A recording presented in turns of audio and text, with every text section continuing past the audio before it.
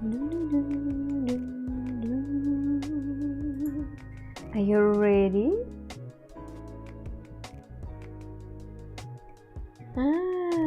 Look at you. Hi, welcome everybody. So we're finally here for some scent, I guess. Hi friends. And just a bit of a reminder, which I will repeat a few times today during the stream. I stream today and then I stream for sure on Friday. About the streams in between, I am not so sure about them, as I am having a visit which is very important to me and which will take a lot of my time and attention. So thanks everybody for joining in. I hope you're doing great. I hope you are having a wonderful time. Dun dun dun. Let me check how's my left hand is doing. Let's see. And we're starting with left hand practice. And then whatever you want. I'm not picky today.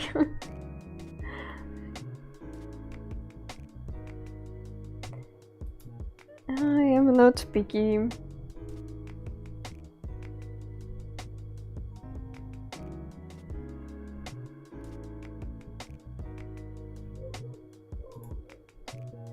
Okay. So, starting with the lines, as always. The lines from the fist. I have a desire to put my hand on the table, however now I need to keep it in the air and make sure it's stable.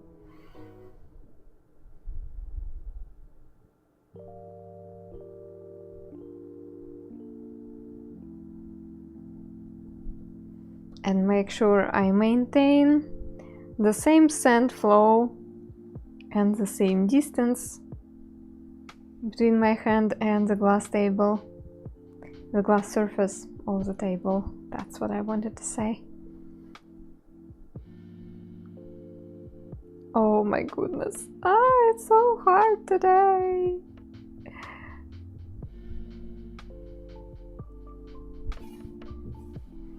I feel almost like when I see some workout short videos, 3 easy exercises for your back pain or something like that, and they do look easy, and then I go to my yoga mat, try to repeat them, and you're like, what the heck? It's not that easy. Why it's not that easy? The video lied to me.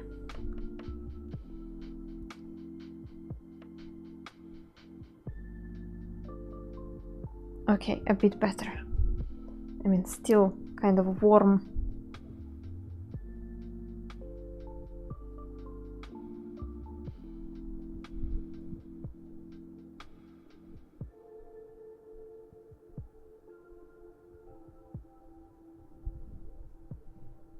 Hi Colin, welcome.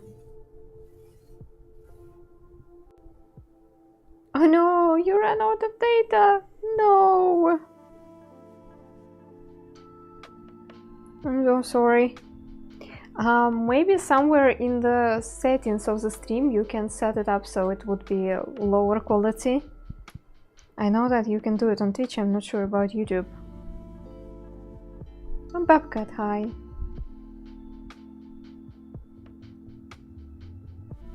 Hi everybody who's joining, I'm happy you're here.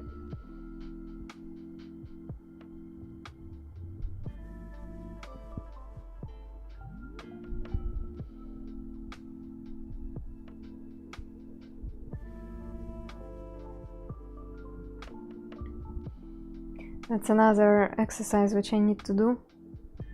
Working with 2 hands and making sure that the shapes I'm making, they are similar. Okay, horizontal lines are doing all right.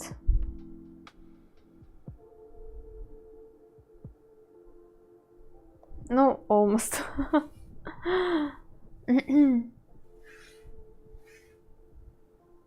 The resolution can be changed. But I want to still work in the highest quality. I'm just... you do you. I am just worried about the cost of data. I have to wait for others do some work things, so I'll be able to hang out a little. What kind of company you're working at? Why other people are doing job this late at night?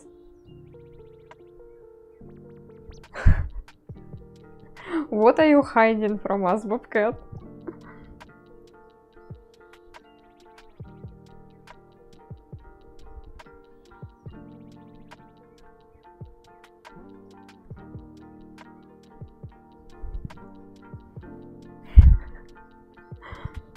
Why?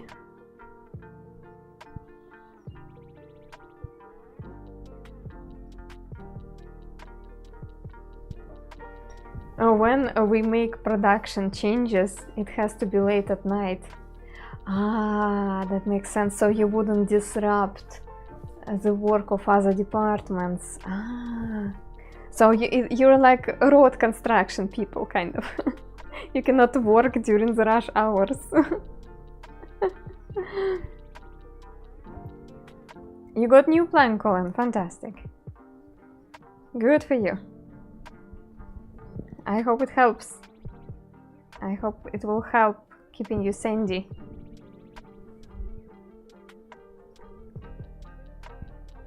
For tonight, it's other people doing operating system updates, and I just have to start things and check on them after. So you're like supervisor.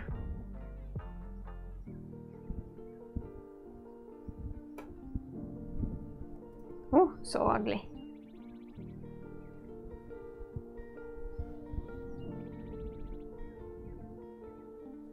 No!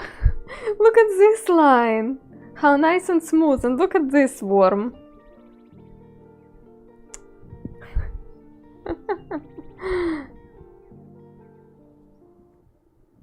No, a little bit better.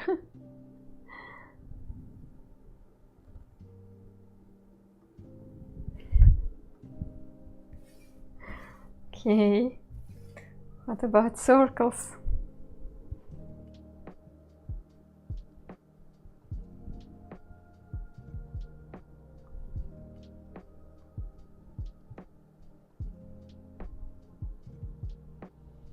Circles are better.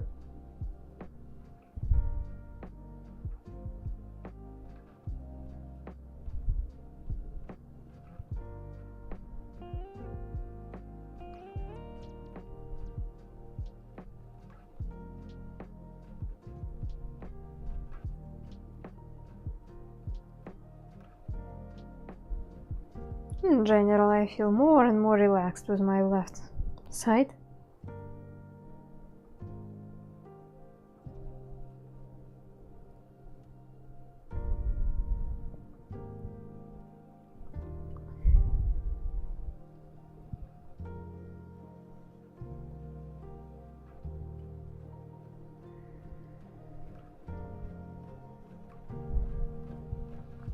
Let's try together.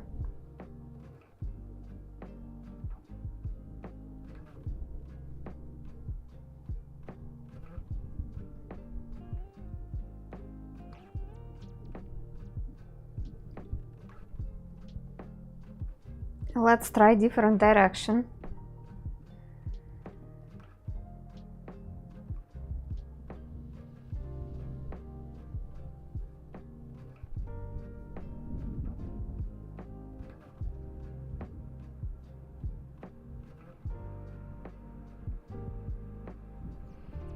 No. Lovely.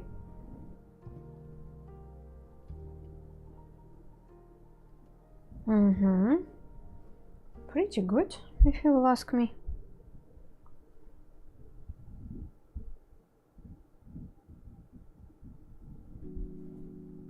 checked out a few other channels. Oh, that's it's really hard to look for sand art on YouTube. YouTube has a tendency to give you the videos which are 10, 9, 7 years old from the same people. Like it looks like the algorithm picked up a few people 7 years ago. Those videos got decent numbers of views, and now it keeps throwing them at you every time when you are searching for it. And it's really hard to find new people. There are super talented sand artists out there, but when you just search for sand art or drawing with sand, you do not see them in the results of the search. You have to look for them specifically by their names or the name of their organizations or theater, and that's a bummer. I was like under impression that people from sand art community do not share much on YouTube because I simply couldn't find them. And yeah, it's not true. People actually do share, but algorithm doesn't pick up sand artists that easily. So yeah, I can imagine of what your search would show you. And I wish I could affect the algorithm somehow and give you more examples. I mean, I'm trying. When I remember, I place videos of other sand artists in Discord. Now we have the channel called Sand, and however, I have a tendency to gravitate mostly to sand animation, not to sand artists who are drawing separate pictures or sand art shows. So my search is also kind of biased.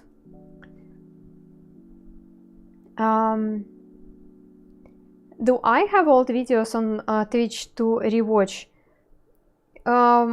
Not too old, but yeah, some of my old videos are here, yeah. No, I mean, somewhere from 2020, for sure. Maybe a couple of uploads from 2018 or 2019.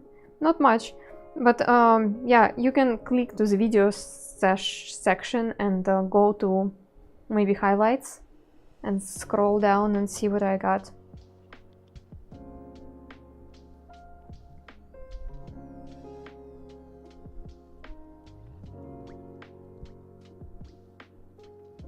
I have to say, my older videos on YouTube, they also have more views, but it's simply because, I don't know, they're old and for some reasons YouTube keeps promoting them, even though they're not that good.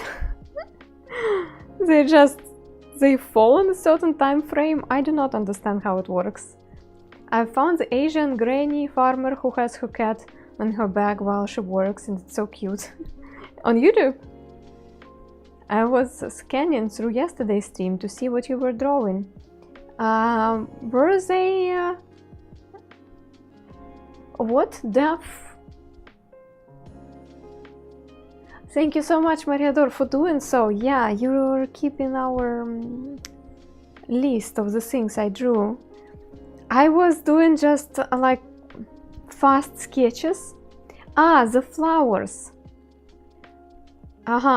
I made sunflowers, tulips, and then there were some sort of roses. At least I thought about them as roses. They were looking something like this, right? Something like this. Tulips. Tulips. Tulips were like this. Something like this.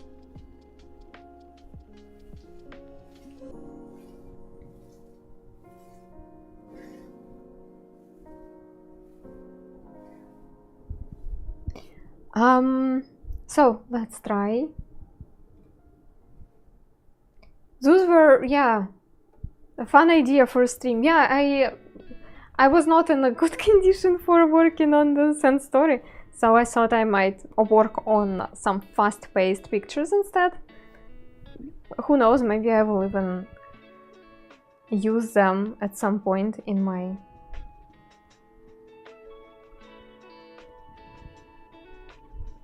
sender shows, upcoming sender shows.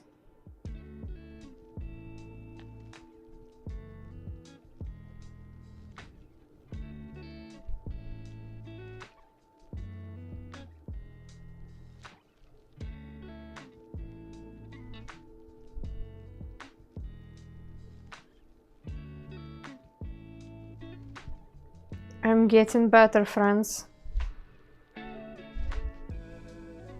I am getting better.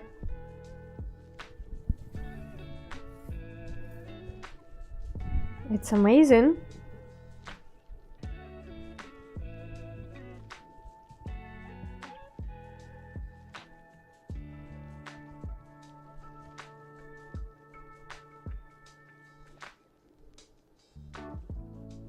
Okay, whatever.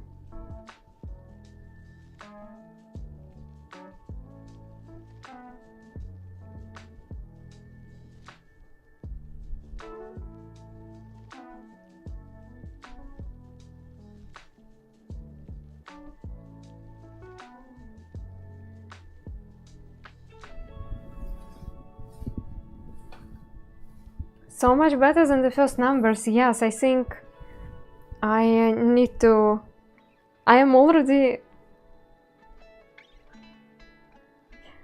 already can make screenshots from the first practice and today, and we will see the result. And I will make the post and Boosty about it. Bingo! Hi, Tomo!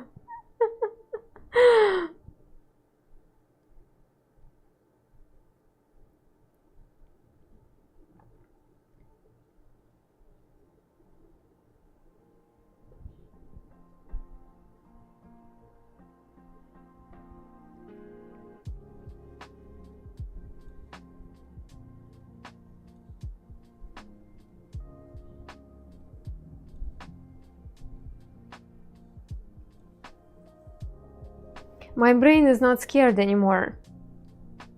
It's like I almost physically can feel how it sends signals here and here. Not at the same time though, it's interesting. I just feel it, how it's like, okay, you do this and you do this, let's go.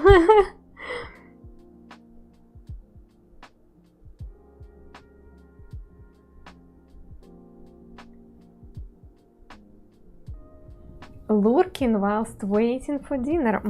What's for dinner today? 80-year-old who could beat anyone in ping pong, left or right hand. Challenger's choice. And he was like handled. Oh, sweet. I cannot beat you with 2 hands in ping pong.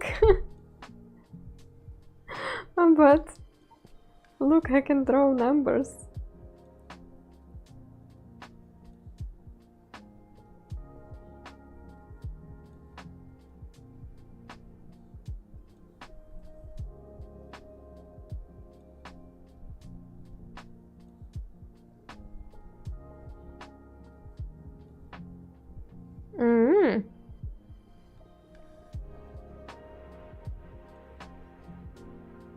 Oh, this was very bad. Similar shapes.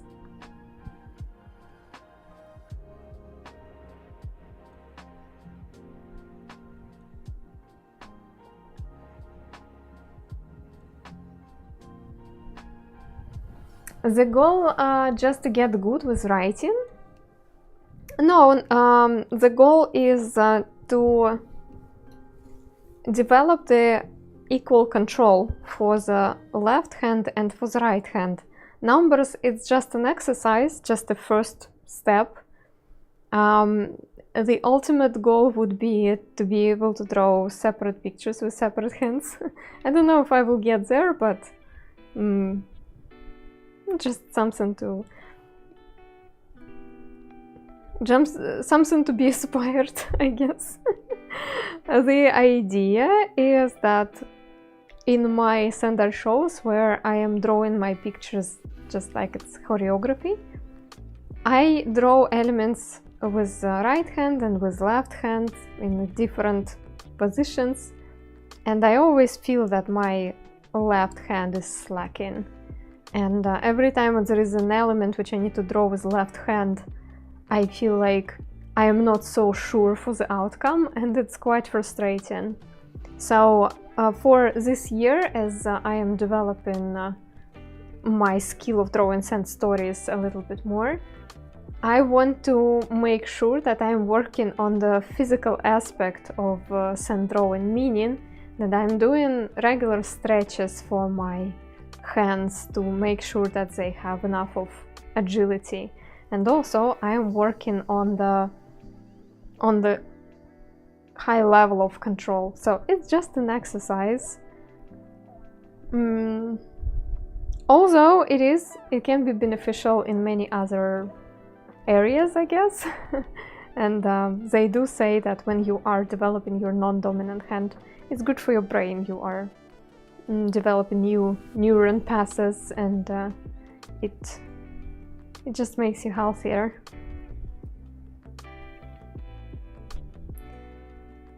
I wonder if painters try the same thing. When we were working with traditional materials in the art studio, I would get advised to get my pencil in the left hand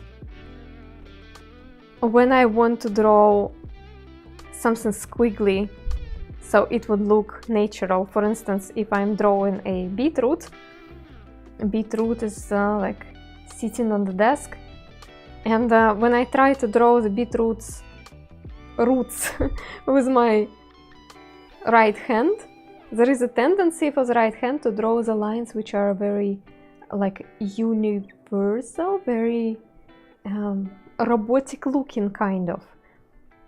But those natural lines of the roots, they are very squiggly and chaotic. So to achieve this effect, my teacher would say, just get your pencil in the left hand. And I'm like, ooh, right. And my left hand is like shaky and not sure what it's doing, and it creates just that effect which is needed. So also sometimes I would use my left hand for shading, simply because I needed to apply the shading on such a weird angle for my right hand.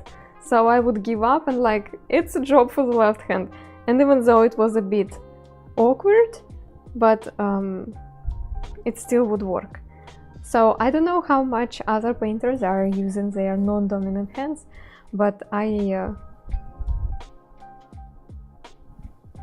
do know that sometimes it's helpful.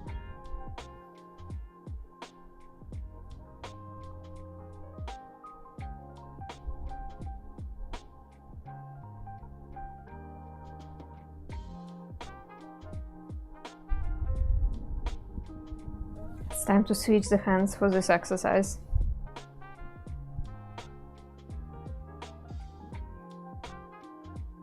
I said switch it. So 1, 2, 3, 4 here, and 1, 2, 3, 4 here. Okay, got it?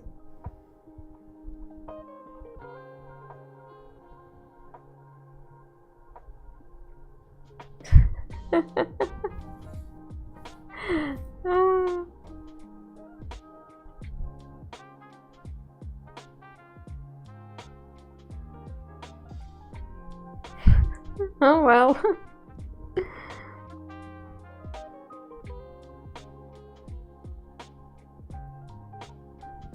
We're getting there.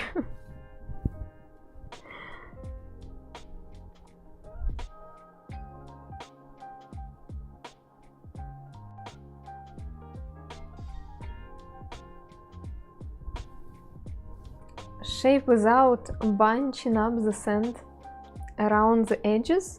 When you are drawing with, if you're drawing on the surface of sand, the sand has nowhere to go, so of course there are like thicker areas around your line, and the only way to minimize it is using minimum amount of sand, sometimes barely visible. So I applied a little bit of sand here, and you can barely see it. However, it is enough for me to draw the shape, and the sand creates the outlines. Friday was taken. Hi! YouTube stream, yeah, look at me. Streaming on YouTube.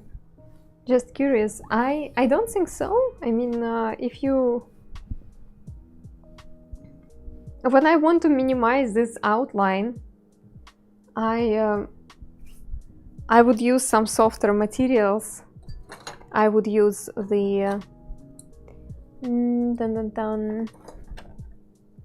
I would use the fan brush, for instance, because when you are moving the sand with the sand brush, you can kind of smudge the edge and it doesn't look this intense. I think you can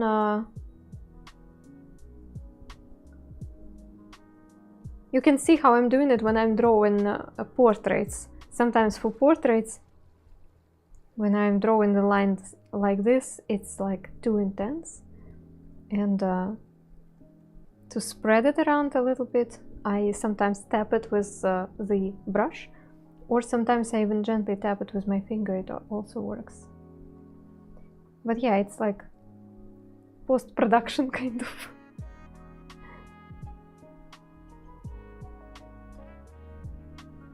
It was certainly something to consider when we are working on the sand stories. Sometimes I'm here being like, I have too much sand, because I know that if I will draw the line here where I have like a lot of sand, it's gonna create more and more hips and heels around, and the lines will not look clean, or they will look too chunky, and I do not need it. So it is something to consider. Okay, ultimate test. Ultimate test. Let's try.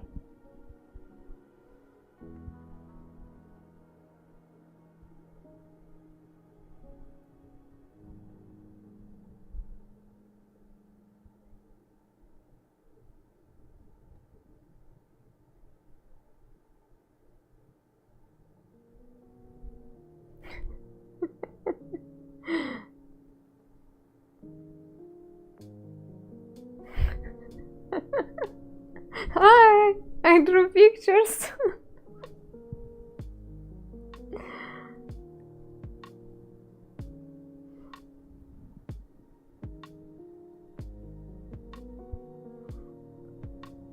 I certainly couldn't do it a month ago.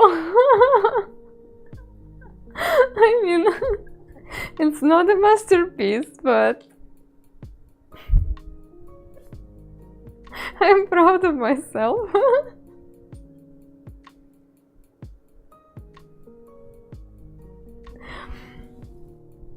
What else can it be? Let's say...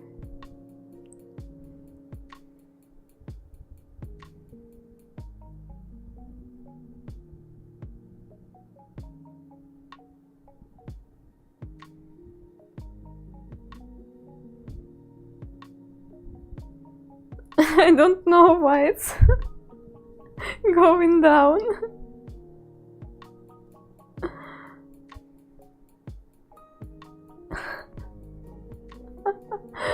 Hi, Ro.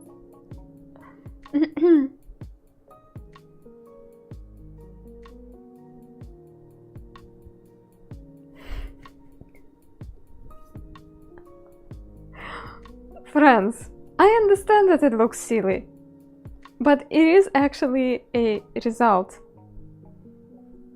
I think my brain finally starts getting it, like how to send the signals to different hands separately.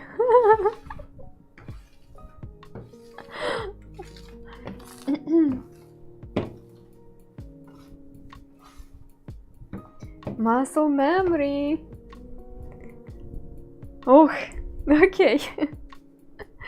So everyone, today is the day when I'm drawing your requests. Today is the day of long and studied and detailed pictures. So please request something. Plant radionics. I don't remember if you requested anything to me any time. Do you have a special idea for me today? Do you want me to draw something?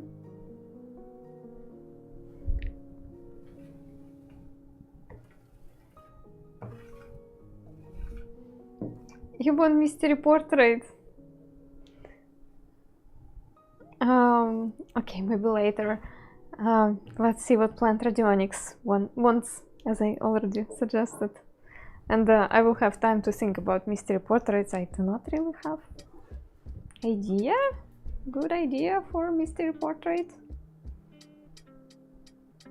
Armadillos running and rolling around. An elephant. Okay, I'm waiting for Plant Radionics. I somehow decided that Plant Radionics has a birthday today, and they will get a gift picture.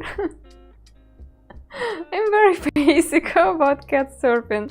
Fantastic. Actually, just today, in the morning, I was reading a Reddit post about ChatGPT generating a picture of surfing cat. So, surfing cat it is.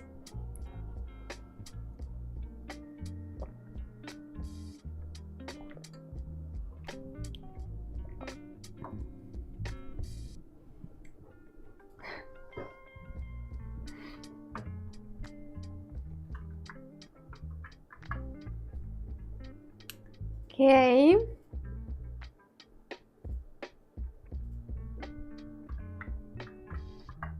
Come here, my inspiration. Come here.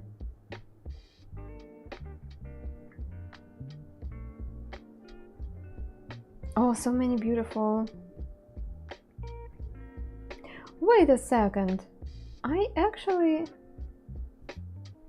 had a surfing related picture today in my inspiration board. Wait a minute. It was not a cat though, but we will change it.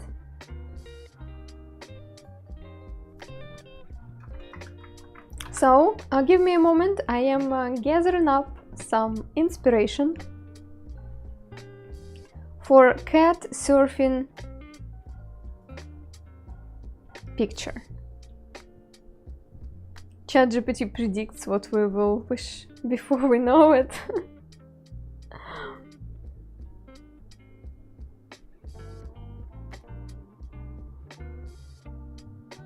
Oh, fantastic.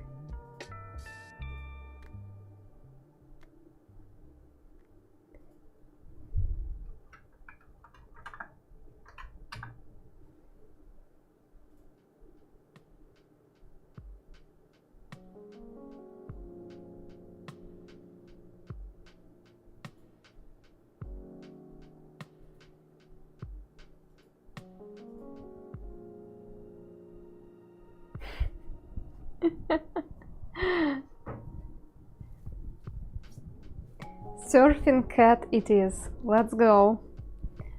Anti-static spray.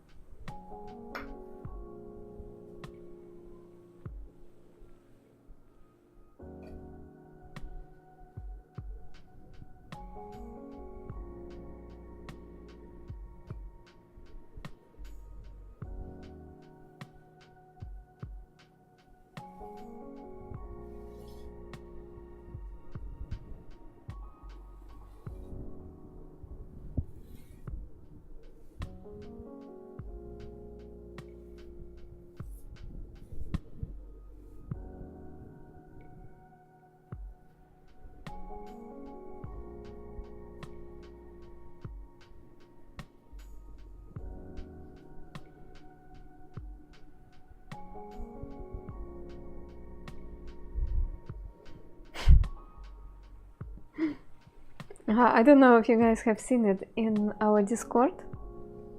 I shared a channel which I really love. However, this channel only has 3 videos which were published 7 months ago. I hope they will come back to making content because it is a fish tank channel, a guy building fish tanks and talking about it in a very chill manner while also making tiny little memes about fishes fishes and snails and other sea creatures. And what was amusing to me, it's when I was surprised that YouTube suggested me this channel. I was not looking for anything related to fish tanks, even though I like them. And then I realized why. In this first video which I have found, there was a little meme kind of situation where it looked like the fish talk to each other about sand. Like, yo, this sand is lit. This is so awesome. I'm wondering if that guy is biologist or something. Maybe biologist, maybe just, you know, he's into this hobby for a long time, so he knows a lot.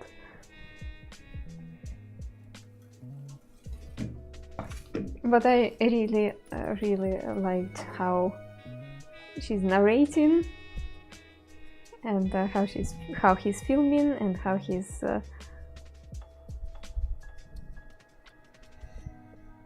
presenting overall the whole thing.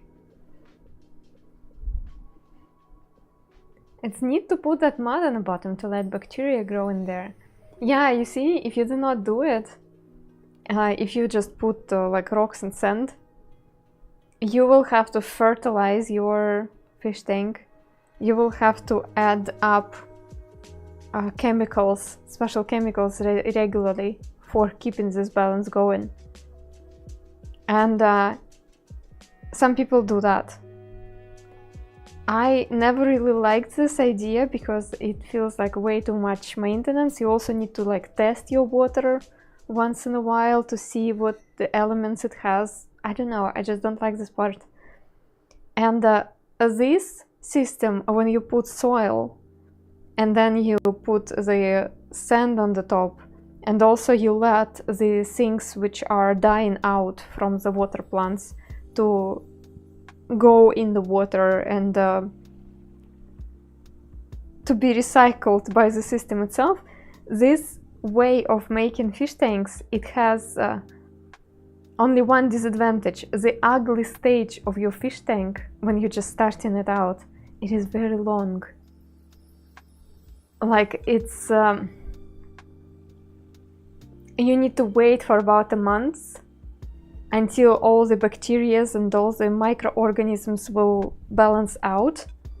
And until then, it looks like just a fish tank full of dirty water and half-dead plants and stuff. So it's for people who really like instant results, it's not good.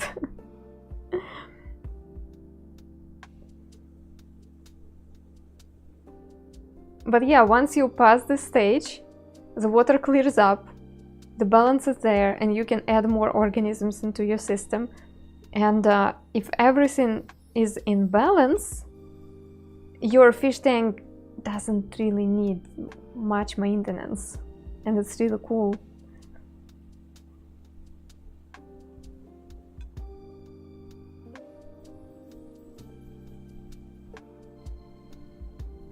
Maybe one day I will have a fish tank after all. One day, when I'm old and settled, I guess.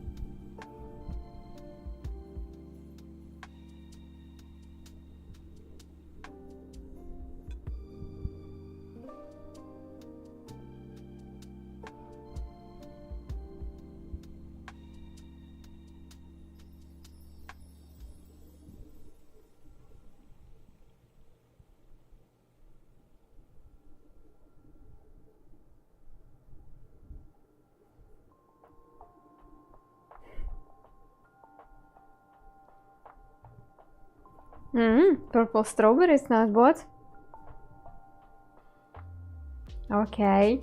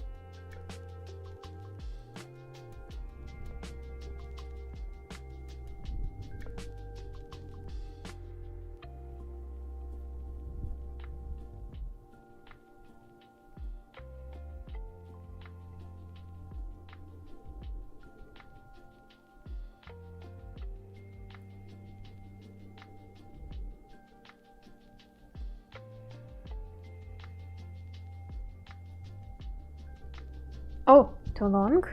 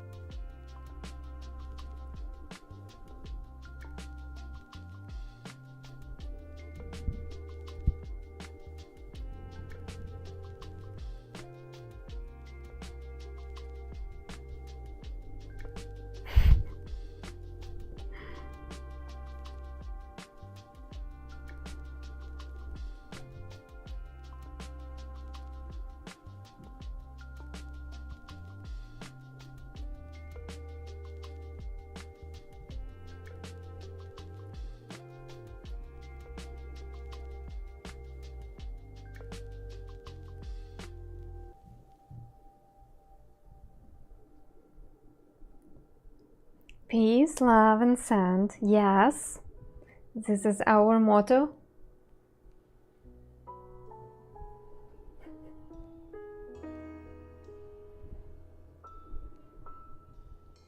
Except the time when I'm playing Untitled Goose, of course.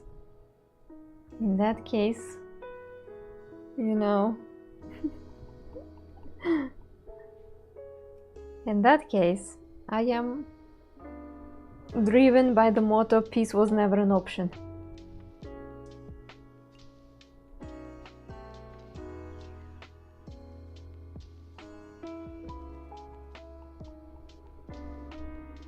I wish those guys would make another game. Untitled Goose was so awesome.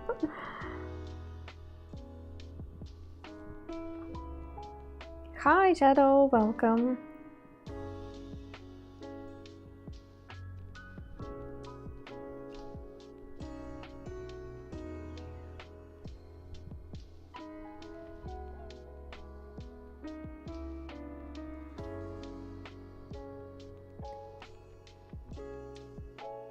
You have to act like a goose, yeah.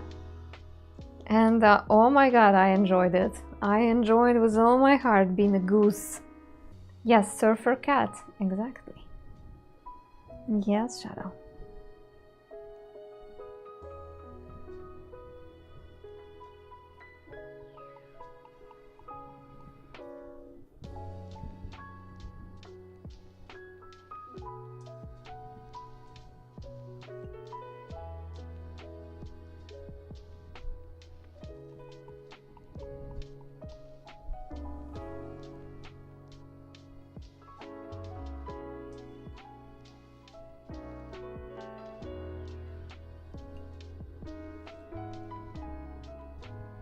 Surfer dogs, I also remember surfer pigs.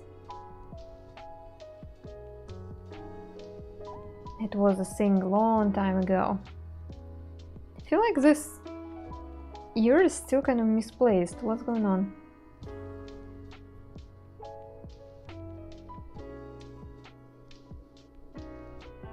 should be, yeah, should be somewhere here.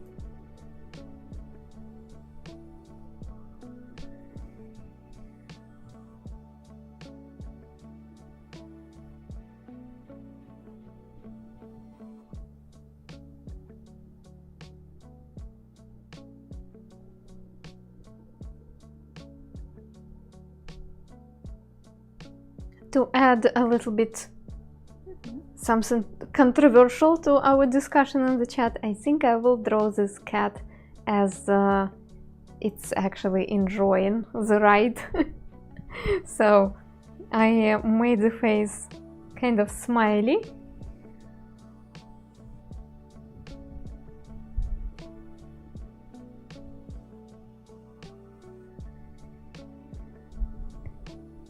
And I will keep it this way.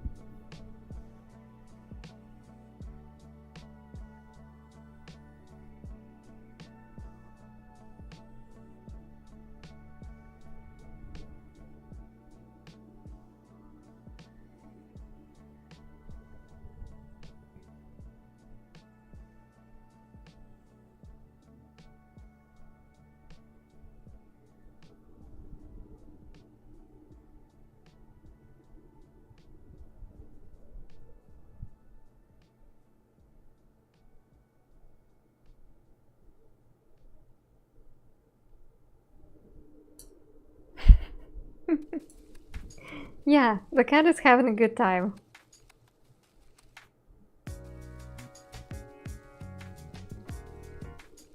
And now I'm feeling how strong are stereotypes in my head, because I immediately think about this cat as being Australian. I don't know who engraved it in my brain that all people are surfing in Australia. I don't understand.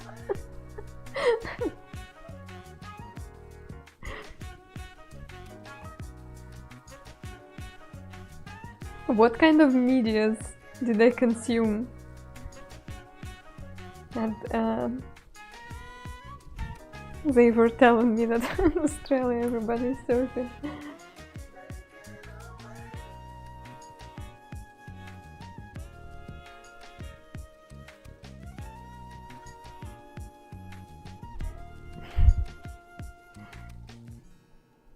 A wombat on a surfboard? What?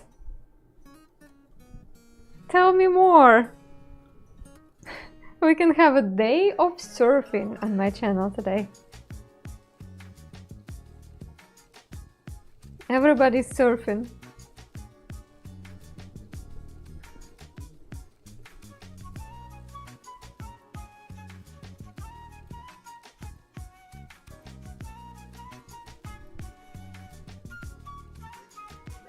Ah, it was a song we used to have to sing in primary school. Oh my god. Here it is. The most Australian thing I have ever seen.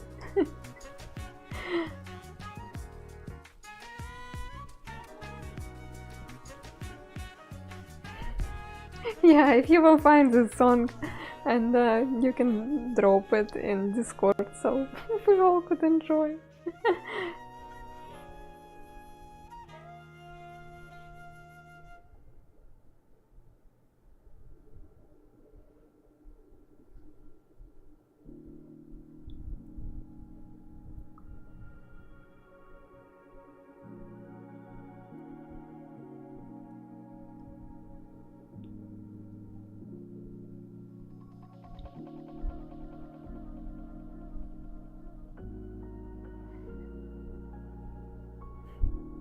It's a couch surfing.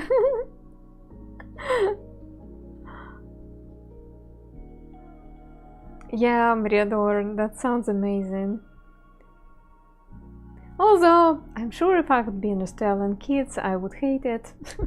And I would be like, stupid surfing, stupid sea, stupid sand. Why can't we just stay in the smelly gym class instead?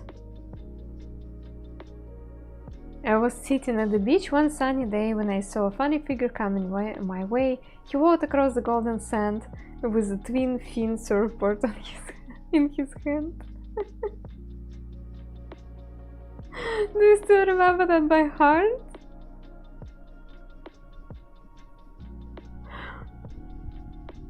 Okay, let's apply some proper shading.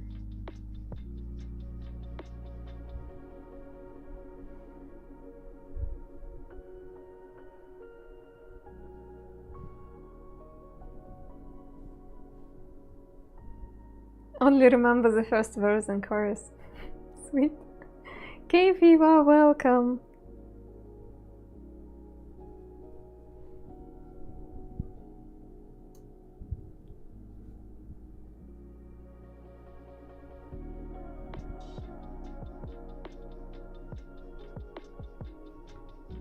He looks determined, yeah. The wind is strong, the waves are high.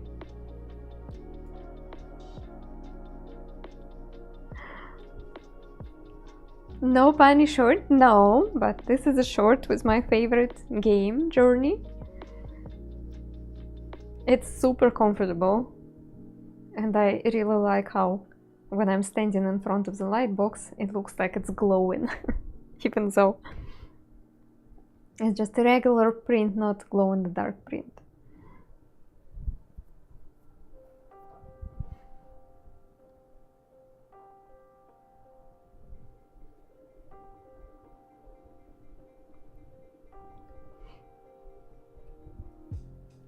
It was a wombat, yeah, a wombat, yeah, a wombat, yeah, a wombat with a snowboard. Fantastic.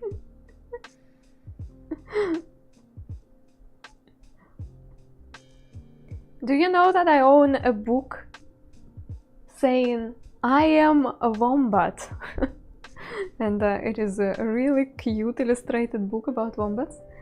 And when I was discussing with Shadow that I am getting rid of a lot of books so they wouldn't occupy too much space, Shadow specifically asked me about this book, saying like, you're not getting rid of it, right? And I'm like, no, that stays.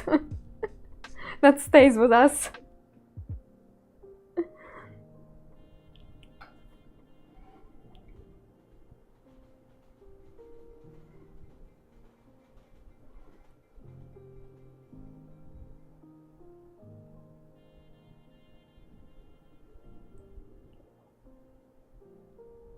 I knew nothing about wombats before this book.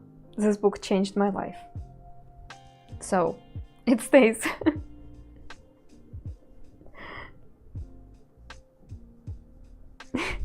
Mortal Wombat, no!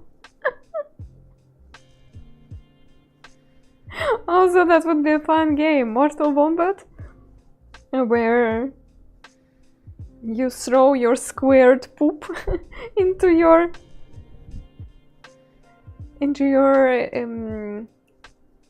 competitor.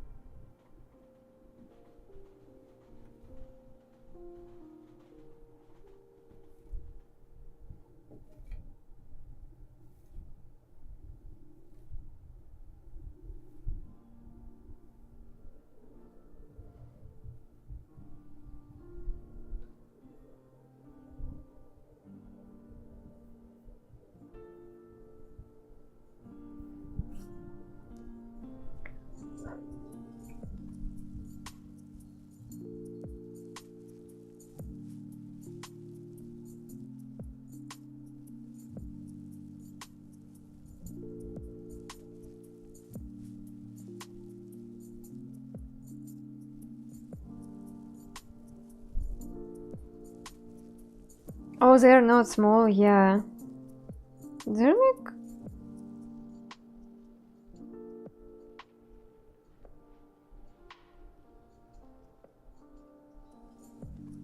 Yeah, so they're about the size of chili. Not tall though.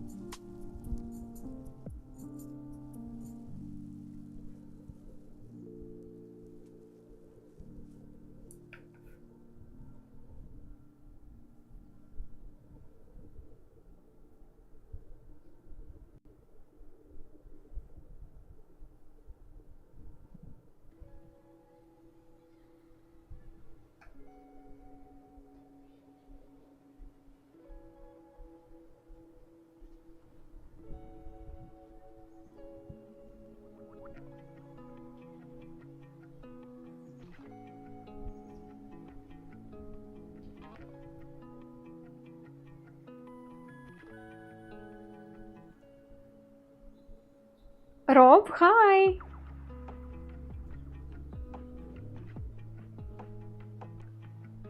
Hi again, yeah. Hi from another platform. Welcome. Just Google the wombats, yeah.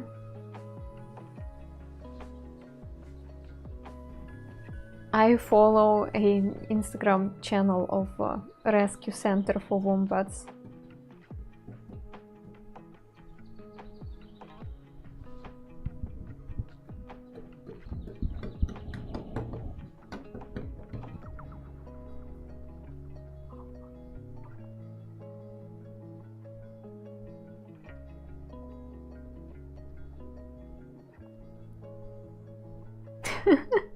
Friends, I like this picture. I don't want to add anything else. We have crash on waves. We have this cat. The cat seems passionate about about surfing.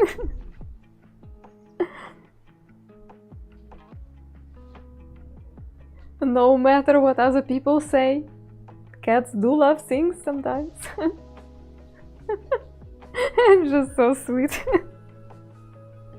That's a good start. A really good start. Surfing into the new adventure, yes. Let's have color time for this.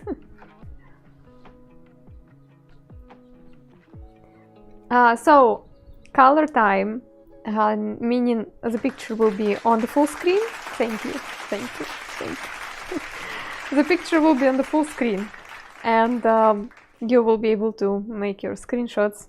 I will be changing colors of the lightbox, and also I will be making photos.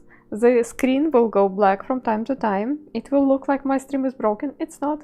the picture just being saved on the camera, and camera cannot stream at the same time. So yeah, and that's also the time when I sit and relax a little bit. See you, Maria Dor. Enjoy your dinner.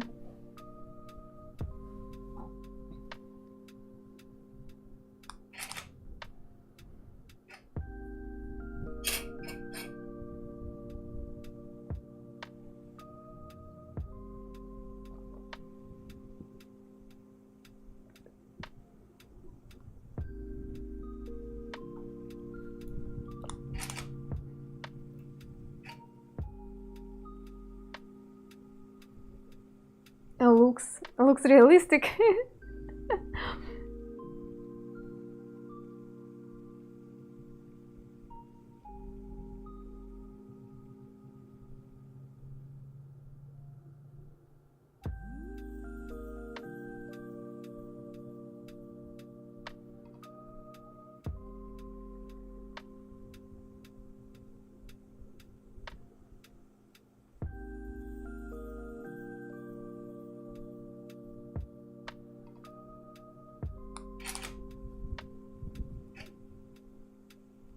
And this color looks really nice.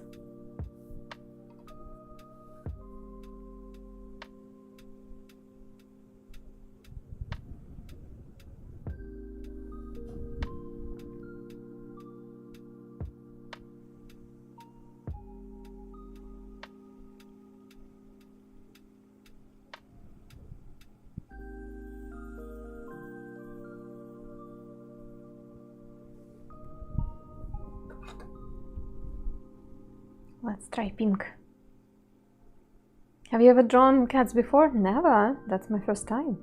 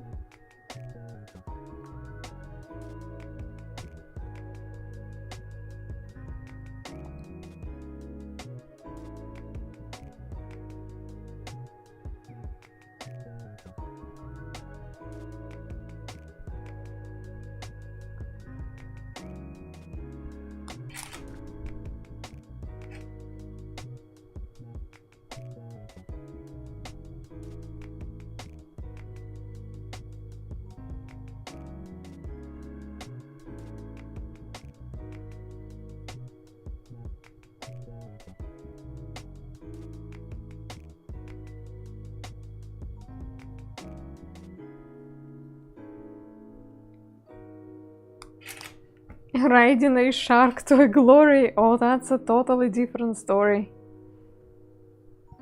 I mean, could be, I guess.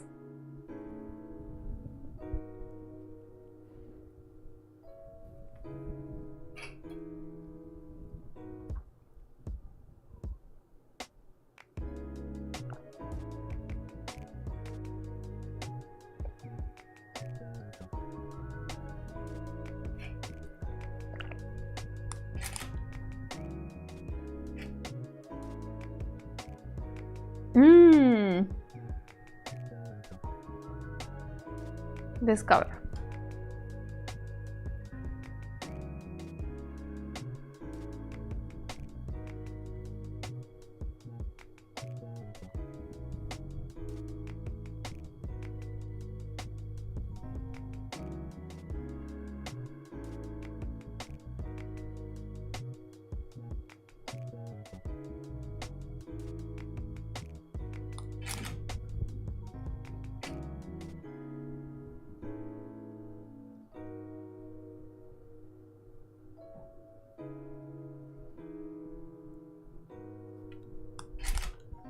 But this cat drawing, it was just a warm-up.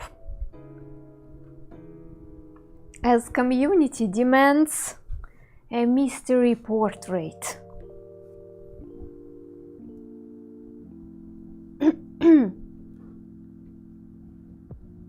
mystery portrait it is.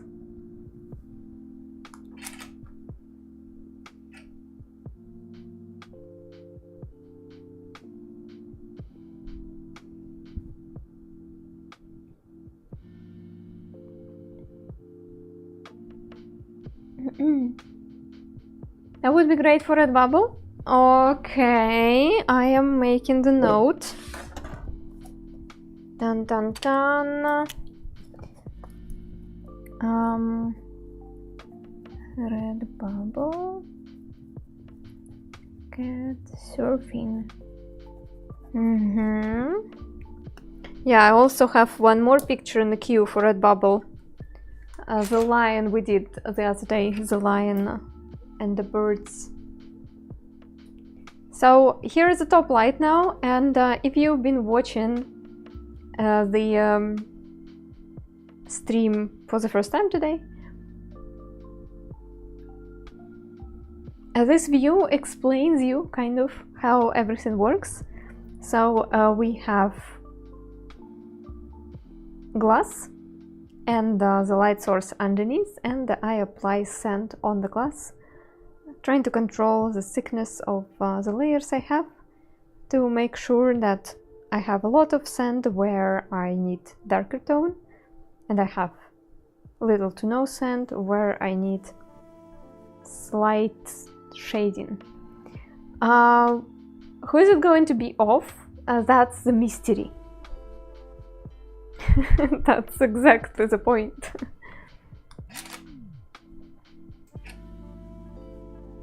I'm going to start the next picture is going to be a portrait of a person, and I'm going to start drawing it. The portrait with sand is always kind of a long story, so it will take me a while to finish. And during the drawing, people will try to guess who is it.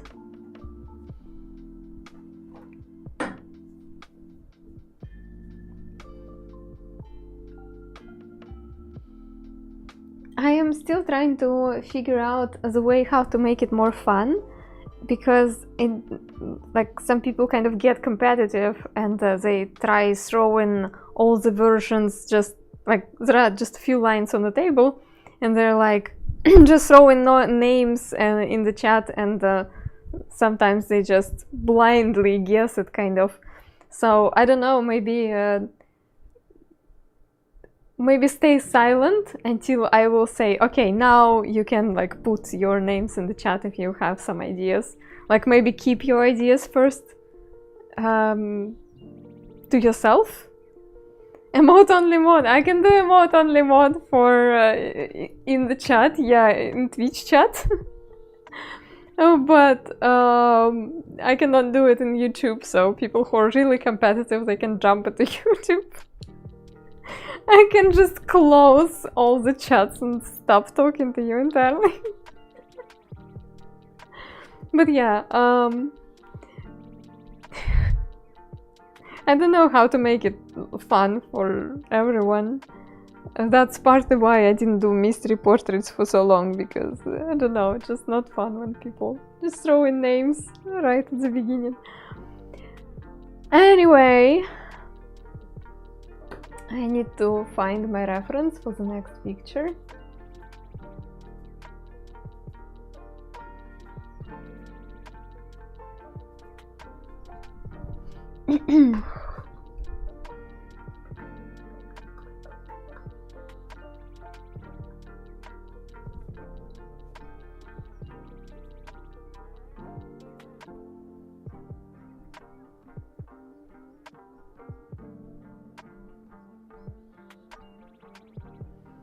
No spoilers. Yeah, no spoilers, and I don't know.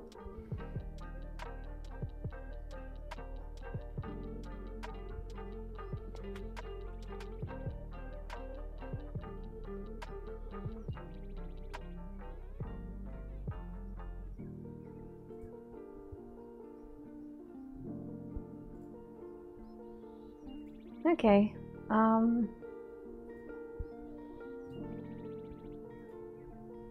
Maybe this one will do.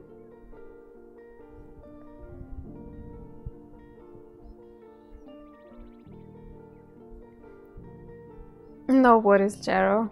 Girls can be equally competitive.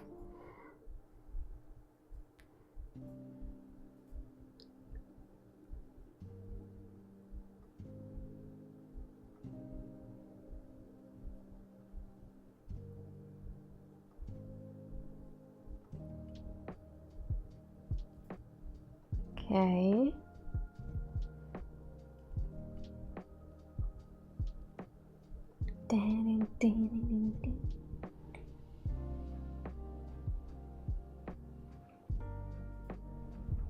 Speaking of competitive girls, the standard community, Russian standard community, not Russian, Russian-speaking standard community, let's say it this way, they have sent battles again, and this name is always cracking me up.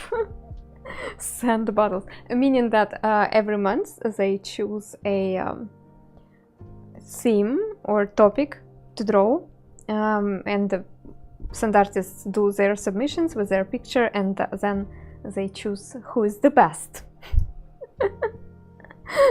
Send battle. Oh, goodbye, Kitty. That was fun.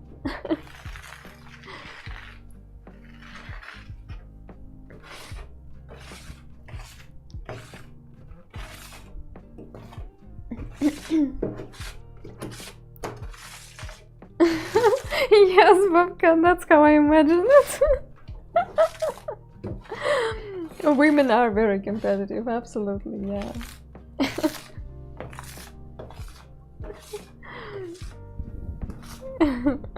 Grain for grain. Rock for rock, grain for grain.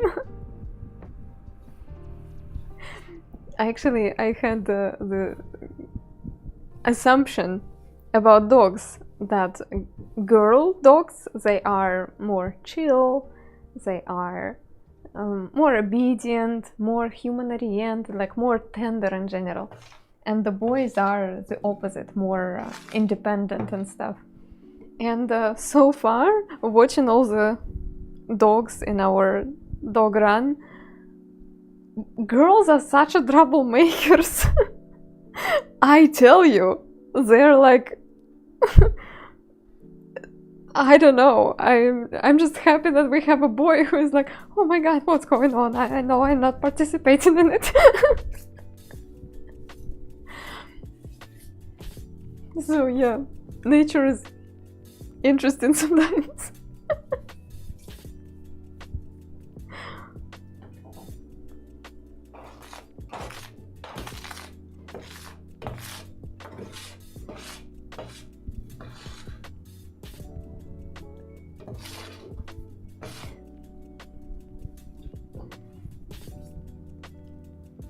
Alright, I'm starting the portrait. Do not put your submissions, just do not put your ideas of who it is just yet, and put them when I will ask you to do it. Just for now, keep it to yourself. Okay.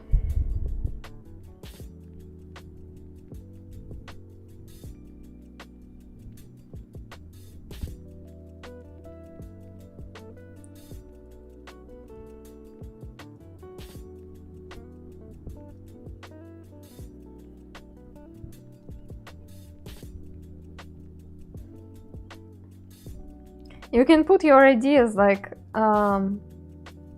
or this person has rounded cheeks. Maybe it's a child, like something like that.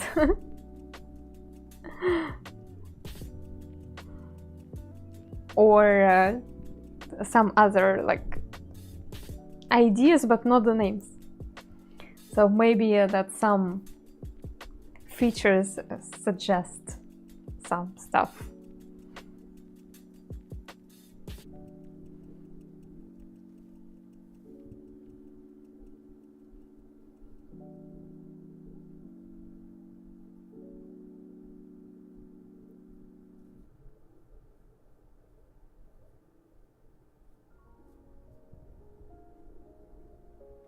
We have an angle here. meaning that I will be struggling a little bit.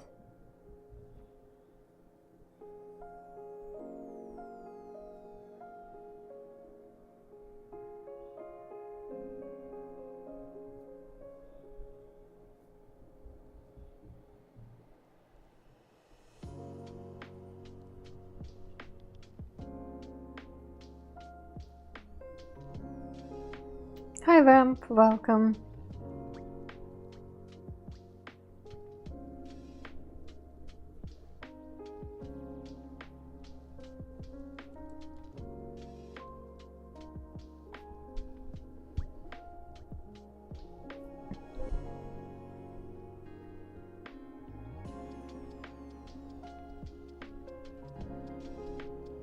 The person has a head. Good idea. So it's not headless knight. We can rule it out already.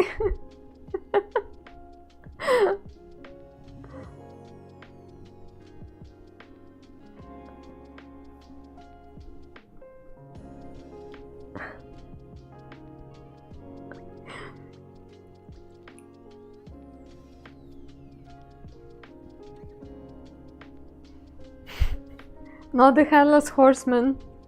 Probably no.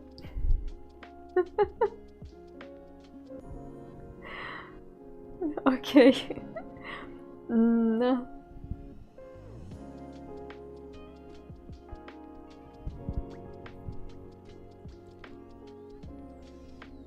This looks a bit weird, but I think, yeah, this is how it is.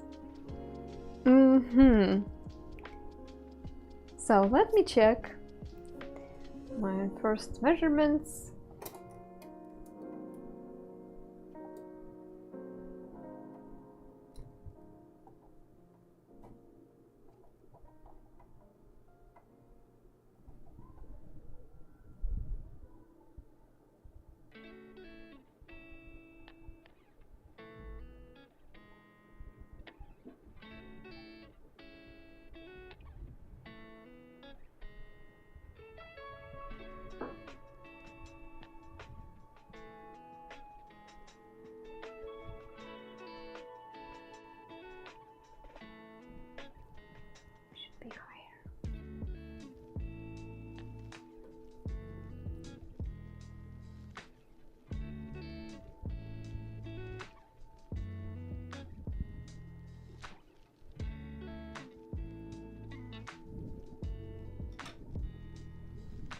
Okay. So,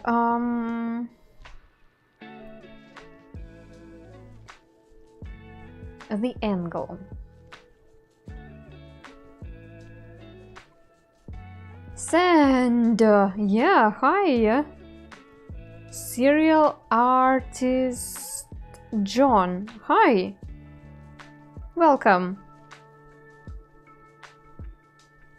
The portrait of Bruce Willis. I just thought it's fun how he has the cute face and how there is a heart there. So, I don't know. I was not too thrilled about it, but I thought it's a fun little ending.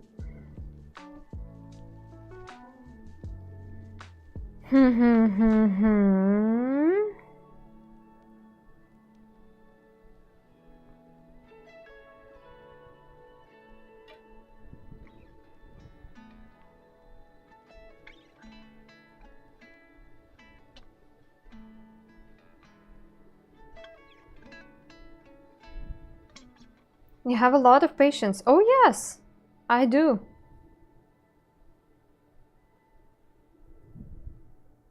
If something I have in this world is patience.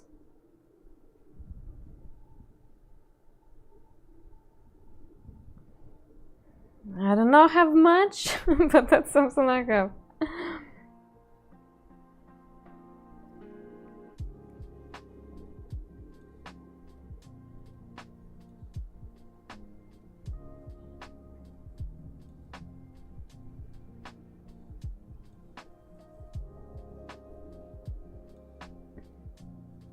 feel like maybe the ear is too tall. Let me check.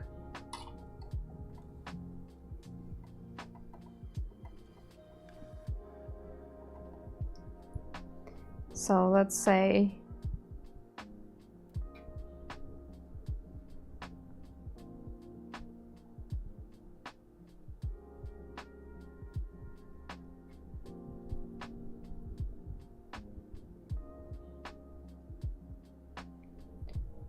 we do this.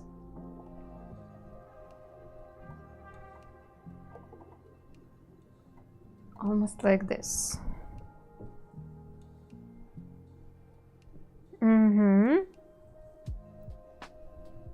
Is it like equal thirds? Yeah, it is. Okay. And then we will compare this to, let's say, this. And see if it actually fits. Not bad. What if we will compare this to this?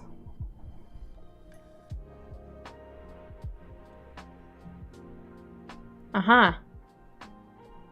Here where it's not gonna work.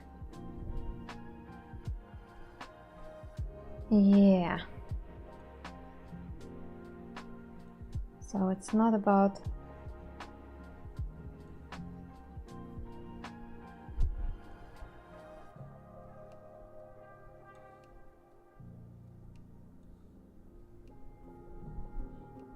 It reminds me of grade school projects where we would glue cereal to the piece of paper in some art projects. We would do that with, yeah, macaroni. We would do it with macaroni and rice. Those were not the most memorable. The most memorable would be the ones which we would do in the beginning of the school year in September. Art project using some natural materials. So our task would be to go outside and bring some autumn leaves, nuts, pine cones, acorns, stuff like that. And then we would do some sort of compositions with them. Like acorns we could turn into little gnomes by adding them legs and arms out of clay. I don't know, those were the most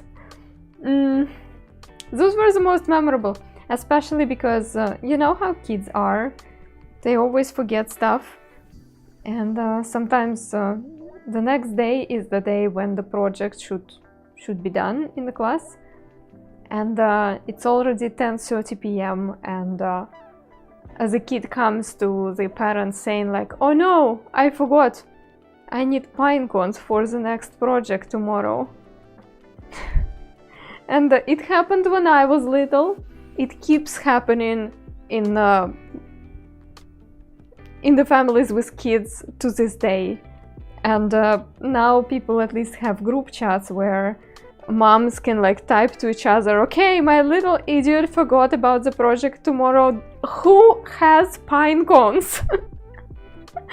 Or if they're lucky enough, they live near of the park, so they go to the park at night and try to gather up a little bit of something.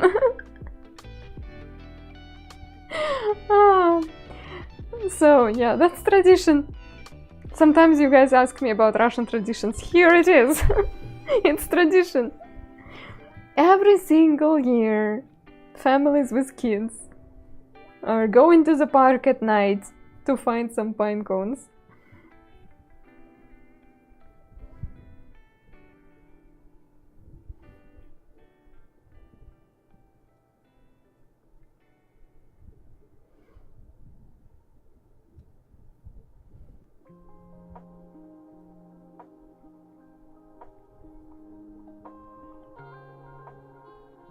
It's like that in America too? You do those too?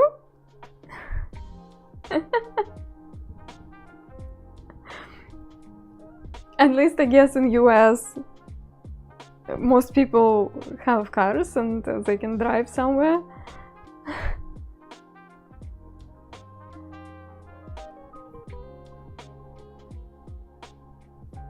For my family it was not available, so...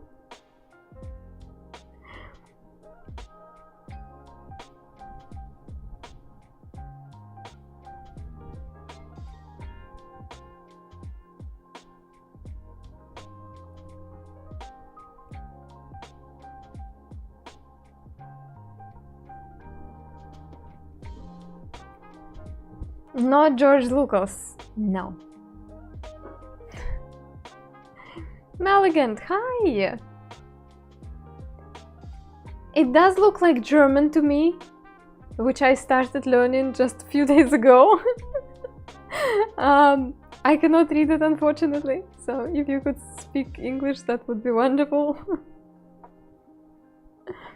If not pine cones, other things. Yeah, like some sort of nature materials. Who is him?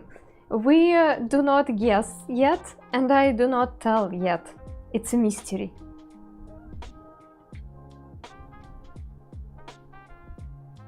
So if you wanna know, you gotta stick around and painfully watch me struggle finding the right way to draw this guy.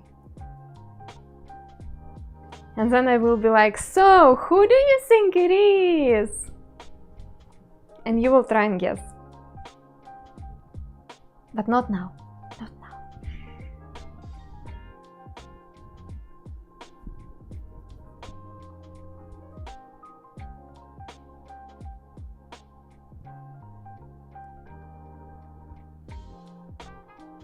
Very beautiful how you can work with shadow. Unfortunately, the only word I knew in this sentence was shone. I knew that it's beautiful, but yeah. Maybe one day. Maybe one day. English only, unfortunately, Malignant. I'm sorry. English only for now.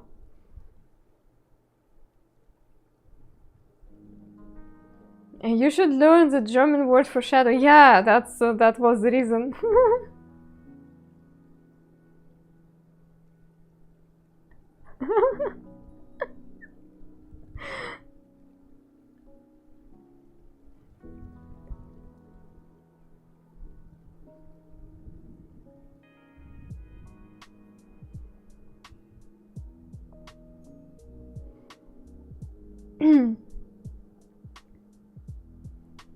I think it's Lucy. Ilyu?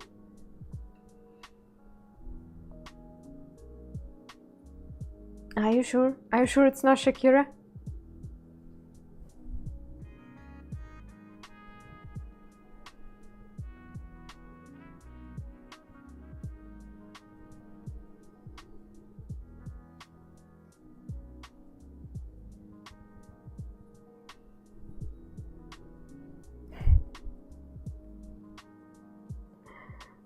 I would like to learn Russian, but that would be very difficult, I believe. It is a difficult language, yeah. I believe it would be possible to learn if you have someone near you to practice with. But yeah, otherwise, if you do not really have use for the language, it's just a struggle to learn.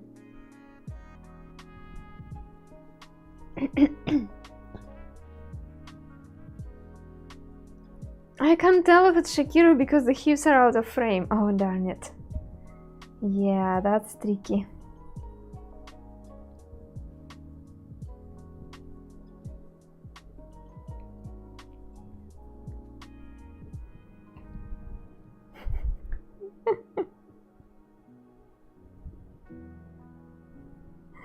No guessing yet. You see, I don't know how to do it. People are guessing anyway.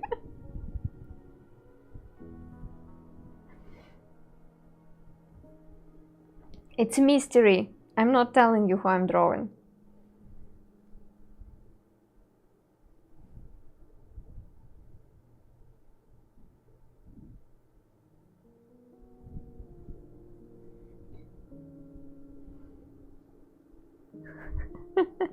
It just popped in and immediately what came to mind. I see. No, I'm not. I'm goofing around, guys. I'm just trying to make it fun. And it's not fun when you just guess it right away, so.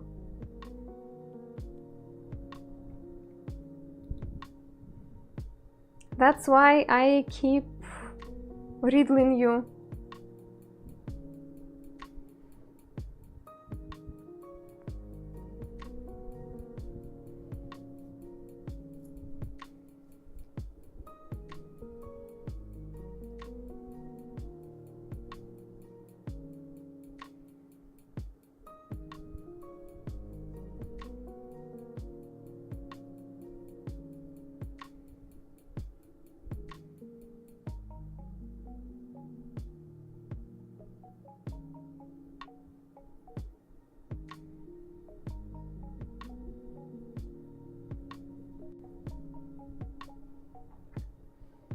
Riddle me this Sandwoman.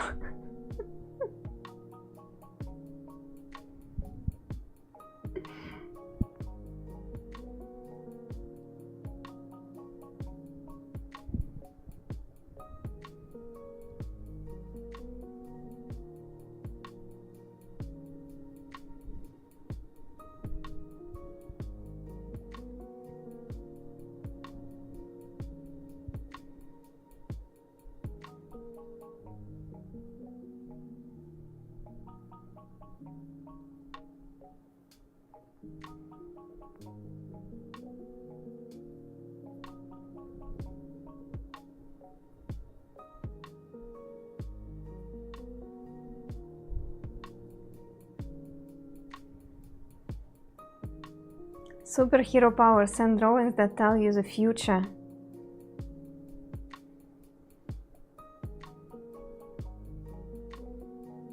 Have you ever read Sandman the comic? No, no. I know about it being a thing, but I never actually read. I think I'm ready to read actually. I read a few mangas and I feel like I am ready to dive a little bit more into the comic books and such.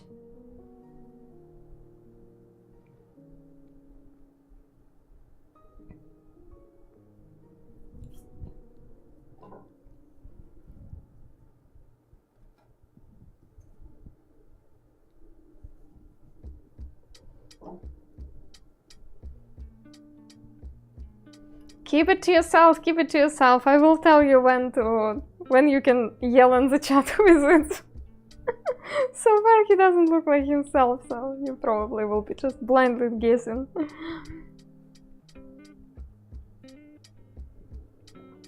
Let me check the angles again.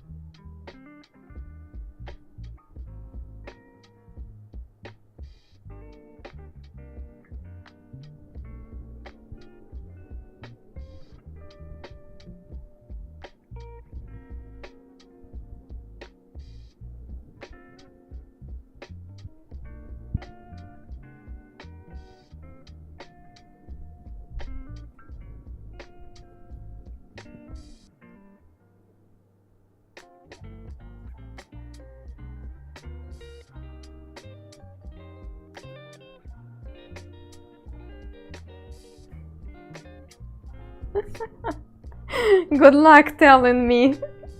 Who is it?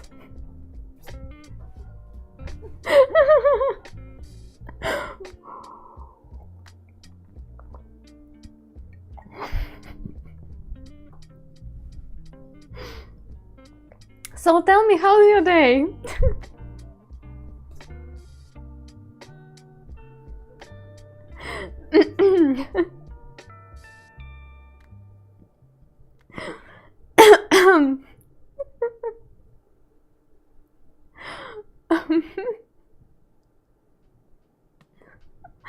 Tomo, now you can, yeah.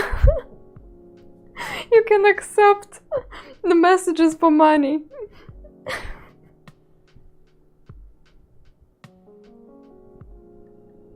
How much so people could post their ideas in the chat?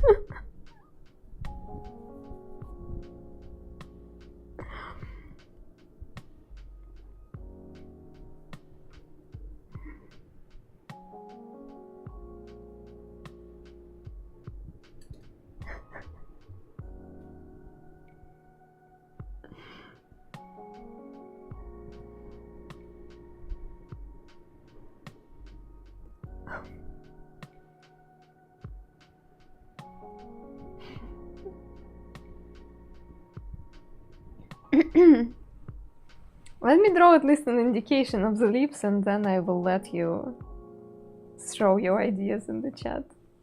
But for now, you're sitting in emote-only jail.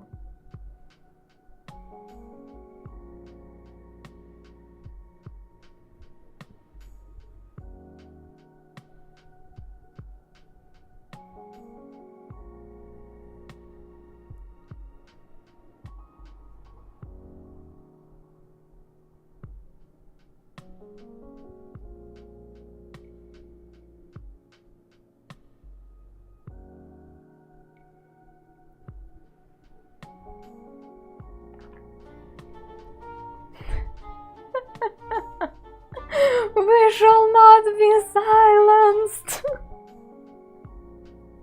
Hey, you had a chance to guess on your donation and you didn't.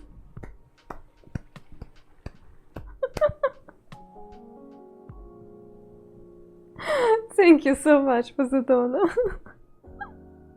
Riot! We will not be silenced, streamer. You cannot do it for us.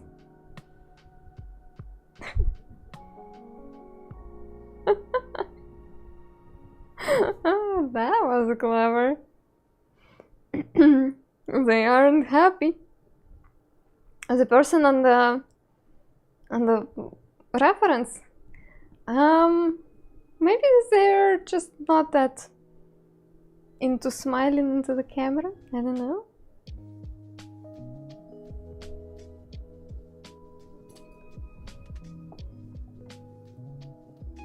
You know, it goes almost all the way here. That's amazing.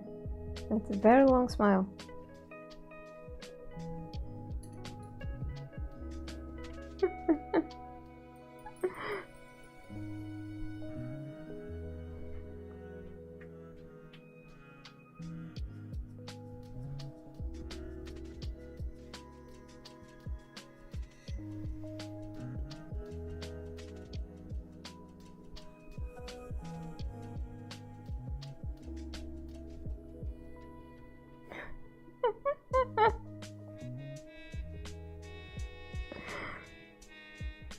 Oh, that's funny. You can yell at me with emote icons.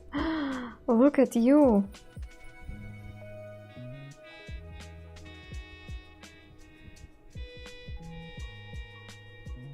How can you ask a streamer using only emotes if the streamer is single? Hey streamer, are you single?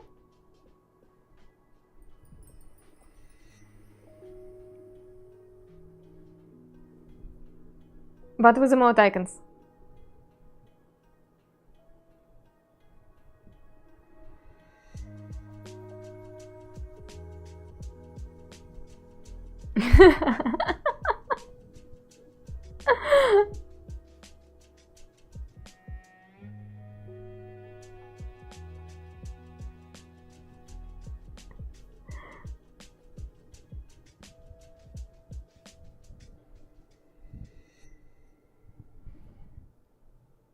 Oh, Tomo, good job.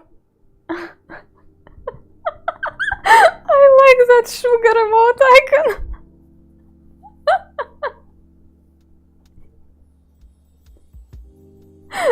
Yay or nay, sugar? Digital seahorse, great, yeah.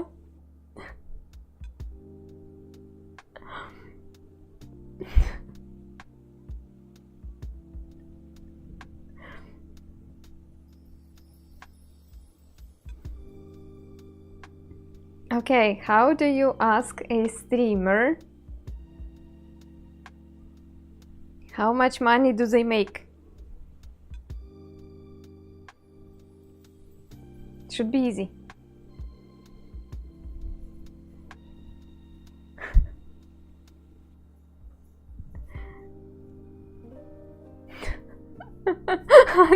Good job, digital viewers.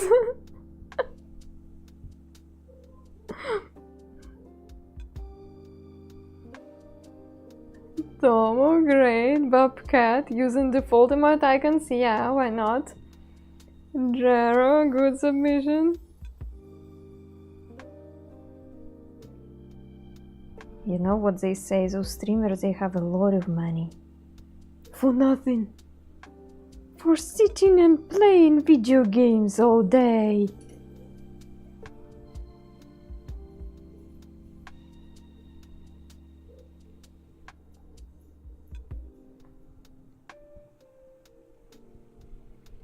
Okay, I will free you from the jail.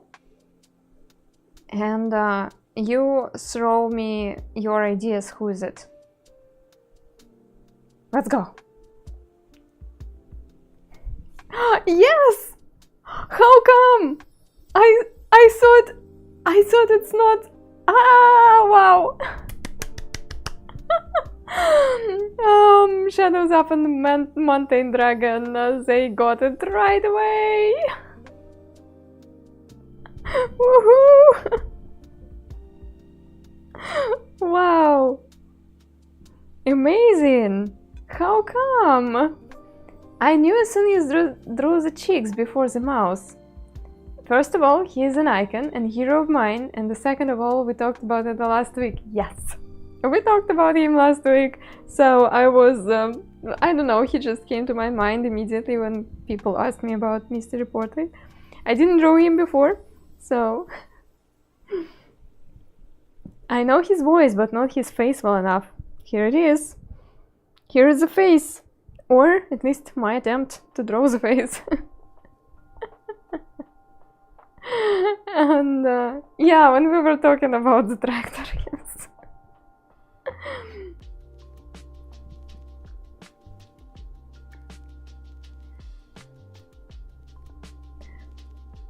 Is he Australian? I don't think so. I think he's British. I thought he's British. My mom used to take me to the library and we would run his videos when I was younger because I was homeschooled. Oh, that's a really cool source of information. That's actually pretty clever. He's British. English.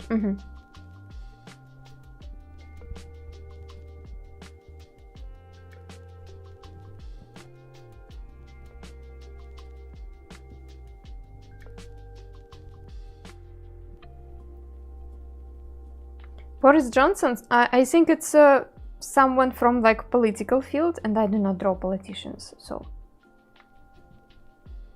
Because you know how internet works. You draw a politician and people come here and like, aha, you like him! Or her, or whatever. You draw that person, you support that person! Go to jail! So, I do not draw any sort of political figures. I've been wanting to draw Jacqueline Kennedy for a while, and I don't want to because I am afraid that it will spark some conversations which I will not be ready to handle because I know nothing about politics. I just like how she looks. He will be 98? Ah, wow.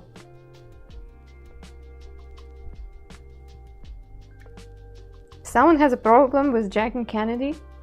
They have some serious issues beyond politics. You see, like it immediately Jacqueline Kennedy. Yeah, I don't know. I don't want to discuss it.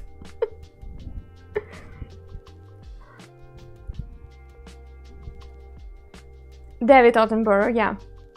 Was the Attenborough tape at the library something you rented and bought? No. Attenborough is one of the people I learned about only when I started streaming and I started talking to you guys. However, we kind of have a Russian David Attenborough, a really nice guy who would be a host of television programs and movies about nature.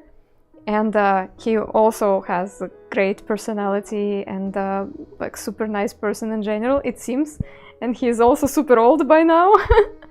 So we have David Attenborough at home, kind of, in the best way possible, seriously. It's like one of the celebrity figures who, whatever you hear about him, it seems like it's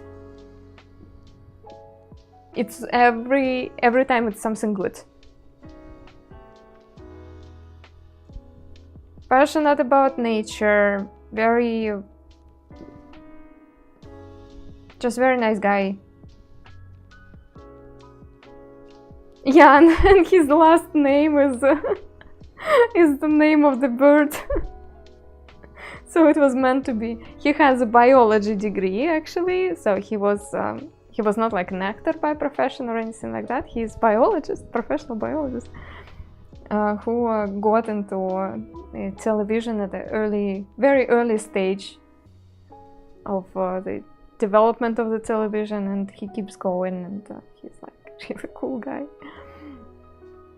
Like Bob Ross of nature documentaries, yes.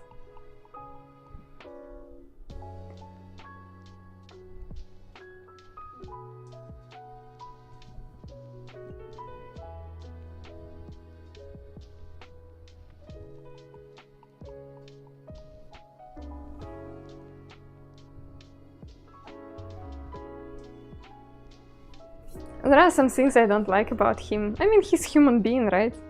Probably there were some moments in his life which you might not approve. It doesn't really matter. I believe, like, if overall impact of the person in the world is positive, it's good enough. And it's certainly not something what we need to talk about when we're drawing a portrait. One of the reasons why I chose the portrait is that because elderly people are really cool to draw because there are so many details, so many little things which life changes in overall smooth face of youngsters. It's really, it's a challenge, and yet it's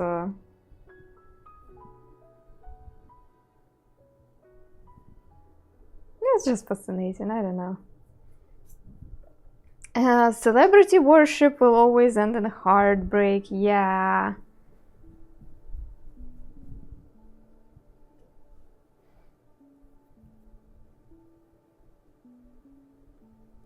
Wrinkly, stained. Yes. Also, there are many asymmetrical details because during the lifetime, the difference between left and right side is increasing. I mean, now there are some ways to fix it, surgically or not surgically, and some people are willing to do so, but I find it beautiful, personally.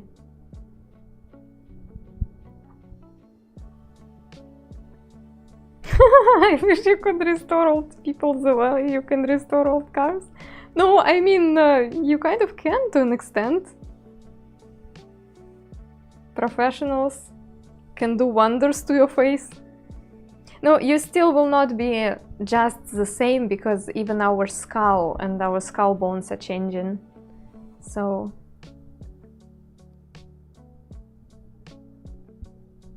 But yeah, I'm one of those people who find beauty in imperfection and in weathered things. Shiny and new, it's good.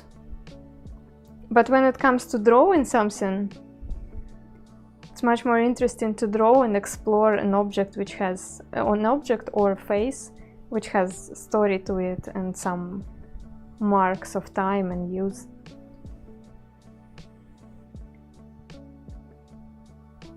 We just built to decay.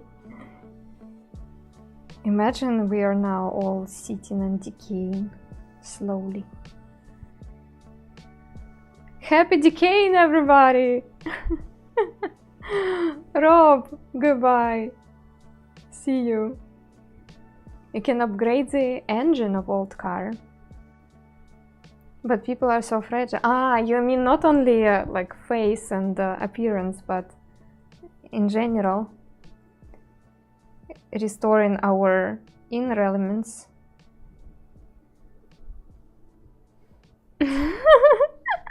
In the prime of this decay.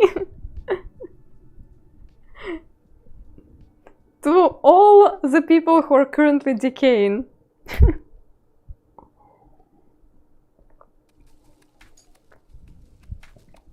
So to all of us. I type as Edinburgh all the time. Now we observe the streamer in her natural habitat, manipulating sand like an ocean breeze with meaningful purpose. It's quite curious. I tried my best. I do not know his voice that well. But I do like the manner of narrating in nature shows.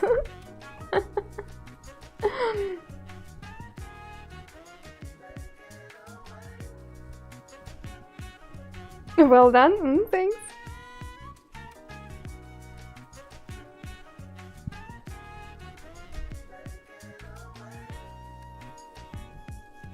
Look at those eye bags.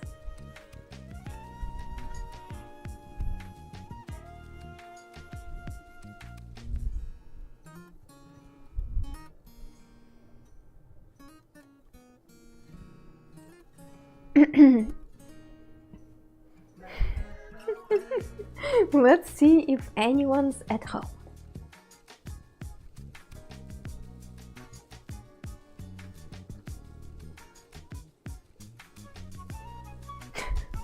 When I was trying to generate a picture of a sand artist with artificial intelligence, most of the pictures were like a guy who is half buried in sand.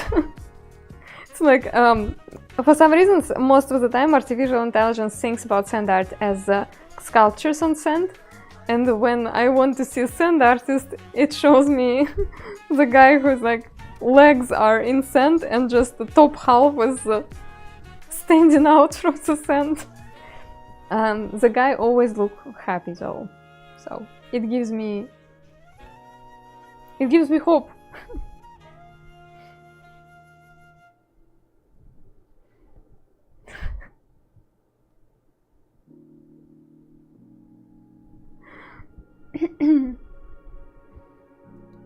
I don't think anyone knows what a sand artist is.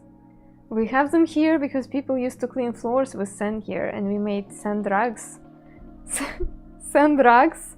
Now that's a different type of industry. That's for sure.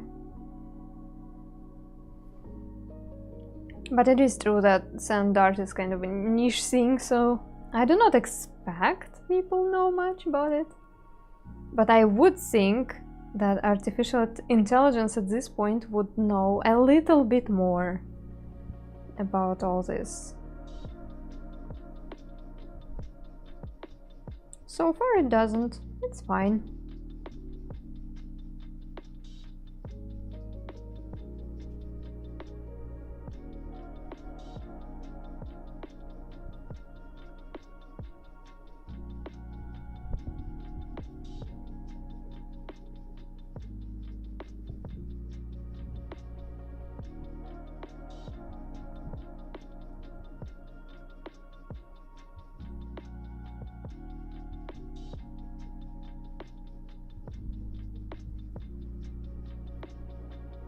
Ah, sand drugs? No, sand drugs, it's a different kind of addiction. Sand drugs.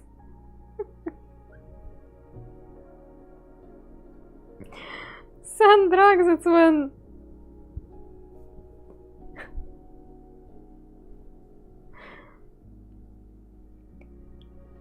It's when you go to the beach, you look at the sand and you're like, do I want to bring it home and try it on my lightbox? Or am I normal? And you know what? I've been resisting to taking sand from the places for pretty long.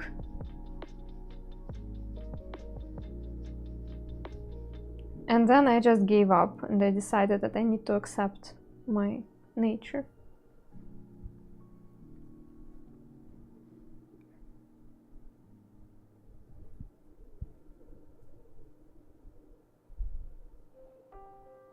Still feel like this is too... Yeah. I'm gonna take it a little bit.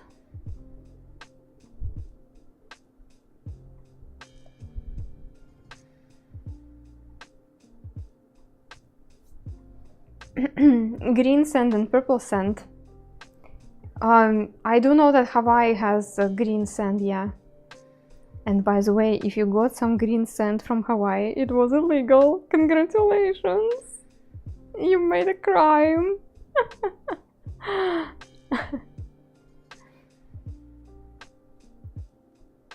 Oh, what? Mariador, I had no idea.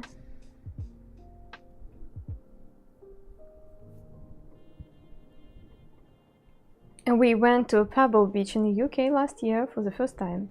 It was so different than the sand beach. Yeah. Nice not to end up with sand on the shoe.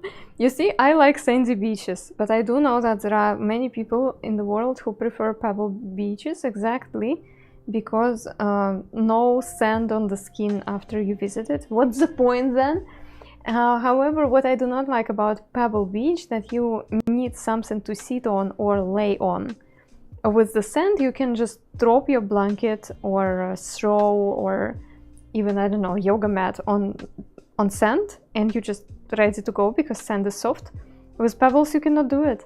You need like a chair, foldable chair, some sort of furniture. I do not like it. I like sitting on sand. A wireless keyboard you have. I do not remember which one is this one. However, I did get a good wireless keyboard this summer and I can recommend you that. And you can also find a silicone cover for that. Just a second. I will find it for you. I mean, I will find a number. It's really good one. I really enjoy using it. It's just not near me, it's in another room. So I will try to find it. Wait a second. Why it doesn't show me?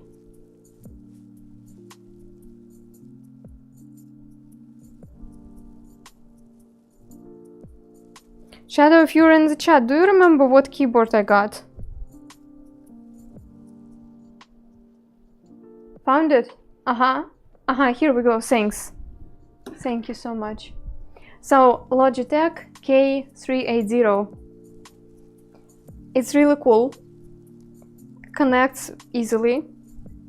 Really nice to touch. And also, there are silicone covers available if you want the cover just like I have. So this one was from China and I cannot recommend you this one because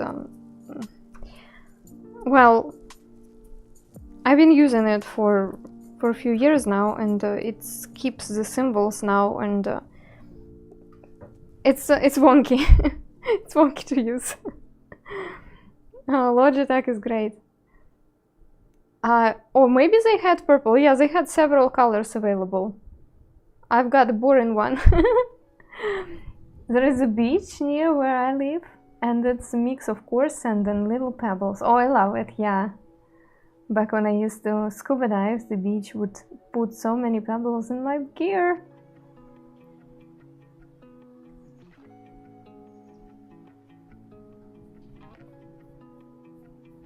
About New Zealand sand, that you shouldn't get it without special permission. Yeah, it's something about touristic places with some sort of unique sand. You are absolutely not allowed to take the sand with you. But if you already adopted the sand, I think it's alright. He looks a little evil.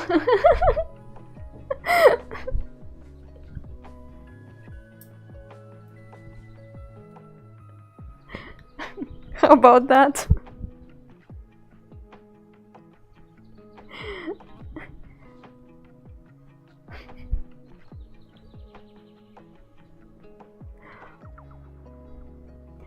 They don't want the illegal sand back once you take it, probably no. I think you're good to go for now.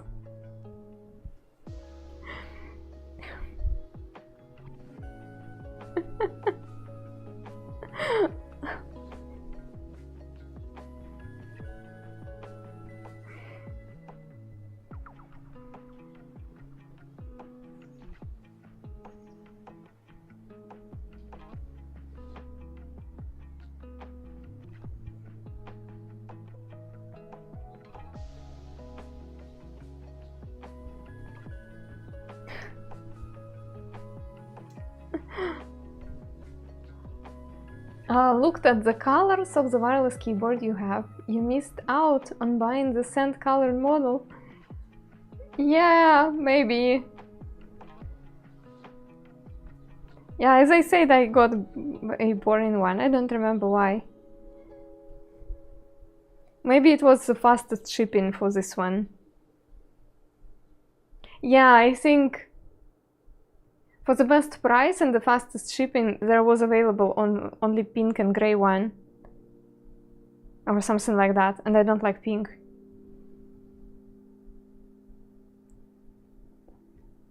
There was a model colored sand and you didn't buy it? I actually do not remember the sand one. I remember dark blue. Unsubscribed! Oh gosh. You guys.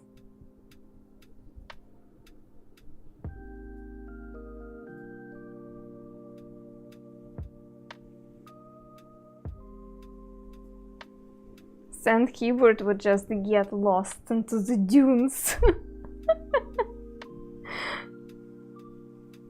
I'm not using that keyboard on stream anyway. I got it for exactly for having the keyboard which is not covered with sand. So I could grab it anytime and work on my tablet. Who is this handsome gentleman? You can guess. It was a mystery today until people figured it out. Nature Specials, yes, that's exactly him, yes.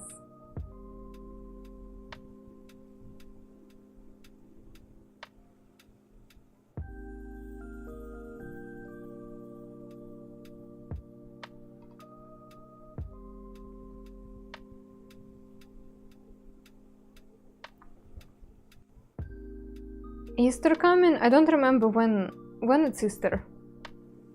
David Attenborough, yes. Yes, Colin, you got it right.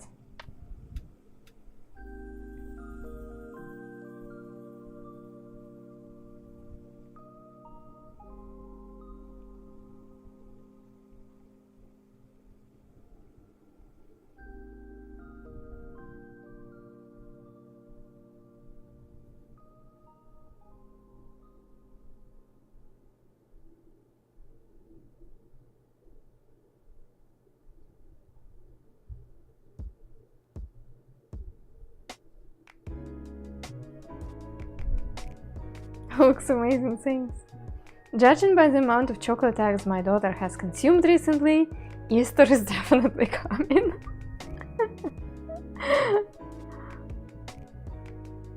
I never remember when Easter is. I know that it's again different between Russia and Europe.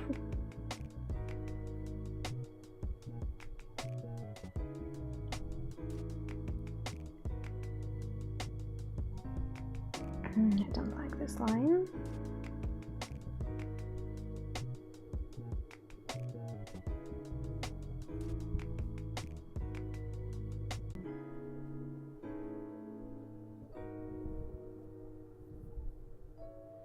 Easter Sunday is March 31st, which is rare to have Easter in March, but it does happen once in a while. Aha, okay.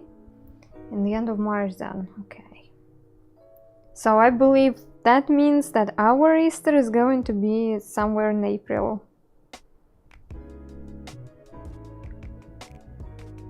What's everyone horoscope sign here? Oh, I have the weirdest one. I'm Capricorn.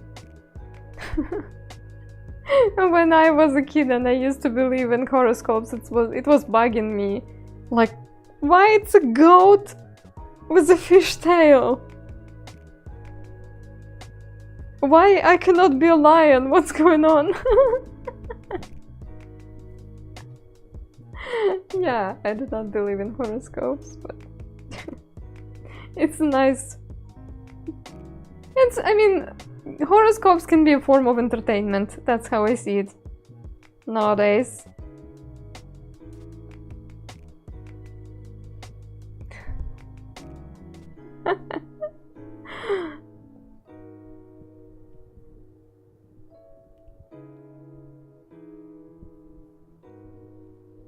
Did you ever search for hidden eggs on Easter? No, our Easter traditions do not include searching for eggs. And also doesn't have anything to do with bunnies and chickens. So, no. I got to decorate eggs though, quite a lot when I was a kid.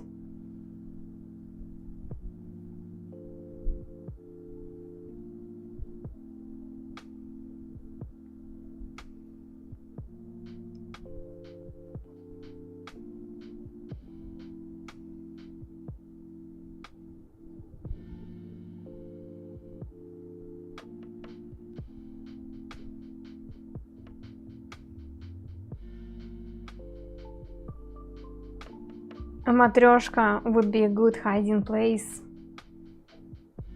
You know what would be a good hiding place? A construction site, abandoned construction site of a building we had in a couple of blocks away from my house.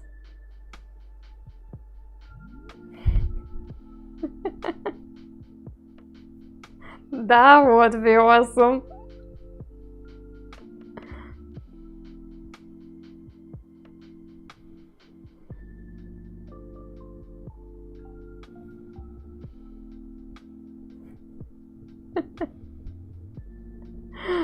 Does Russian Christmas have Christmas tree inside the house? Yes, except we do not call it Christmas tree, it's a New Year tree, and pretty much what you guys do for Christmas we do for New Year.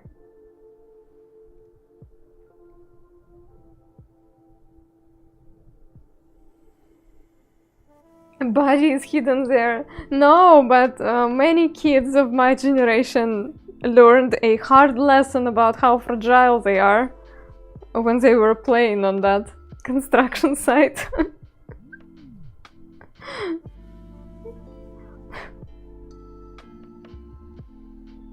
Oops! Turns out you can break a leg if you will jump from two-story building. Surprise!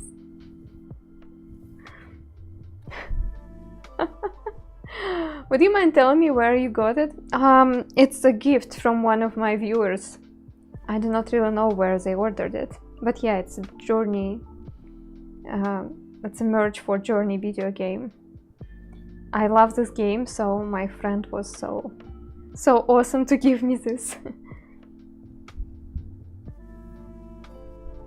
I do not remember what did they get it. She keeps chili treats in abandoned construction site. No, I'm not that adventurous anymore. All Anna's friends permanently disabled. No. No, fortunately no. I'm surprised that most of the kids who got injured there, they actually got pretty light injuries and they're okay.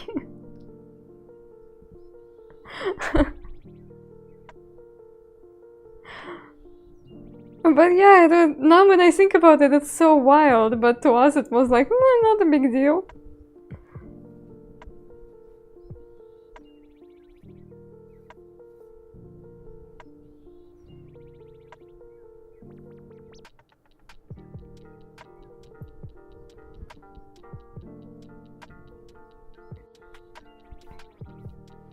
I've seen some people playing Journey for the first time recently. Did they release the remake?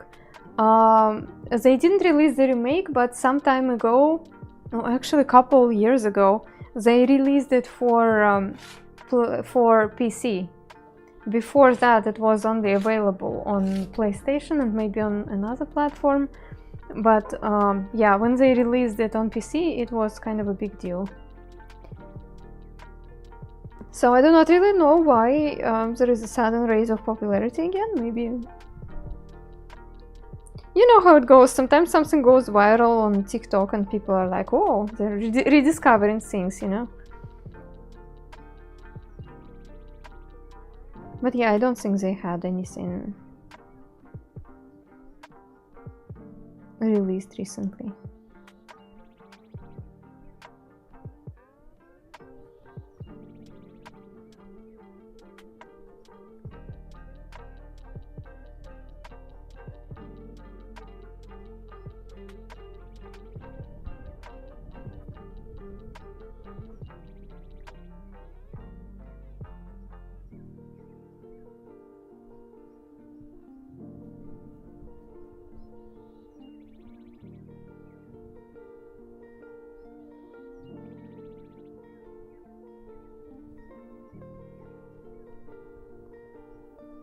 Did you play Abzu? Yes, I did. It was not nearly as impactful as Journey. I mean, it was fine, but it was like not even memorable.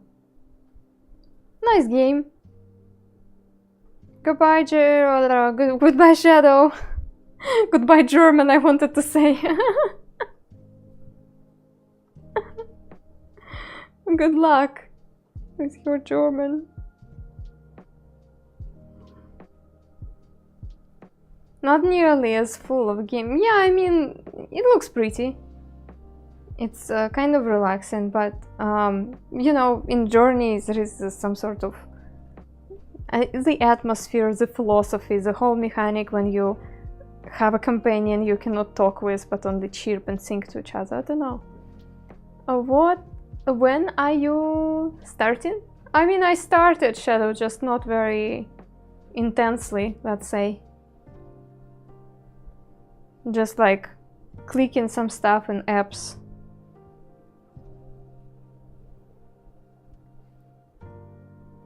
When you played Journey, did you encounter another player? Oh, that was a wonderful story. When I was young and I played Journey for the very first time on stream, it was actually my very first game in stream ever. And I also had no idea if I'm going to meet someone in the game, I think. I just knew that the game is full of sand. And of course, that is exactly what made me to play this game. So we started the game, and I have met a companion. I have met a companion who was so kind and attentive to me. The companion wouldn't leave my side for a second. The companion would show me some hidden places. It would chirp and run with me everywhere. And then, when as the game was done and I was nearly crying because of how emotional it is. Me and my companion went towards the beautiful white light and disappeared in the light. And then I learned that my companion was actually a person from my chat who was sniping me when I started the game. They were like trying to log in and log out until they got me in the game. So yeah, it was actually very emotional, and I don't know, maybe because of this first experience playing game on stream. Okay, it changed me forever, honestly. It changed me forever because before joining, because before all this gaming stream, I couldn't really understand the appealing of video games that much, except brain rotting. I couldn't really understand the appealing of gaming streams, except brain rotting. And this particular story, the chatter who sniped me in the game, the whole experience when you're going through the story, and all of that, it changed the way I see the games. It changed the way I see gaming streams. And now I just know that good game, it can be equal to good book by the amount of emotions you're going through. But you are right that Journey is one of a kind. Like, since then, there are cool games which I played and which I enjoyed, but Journey is no,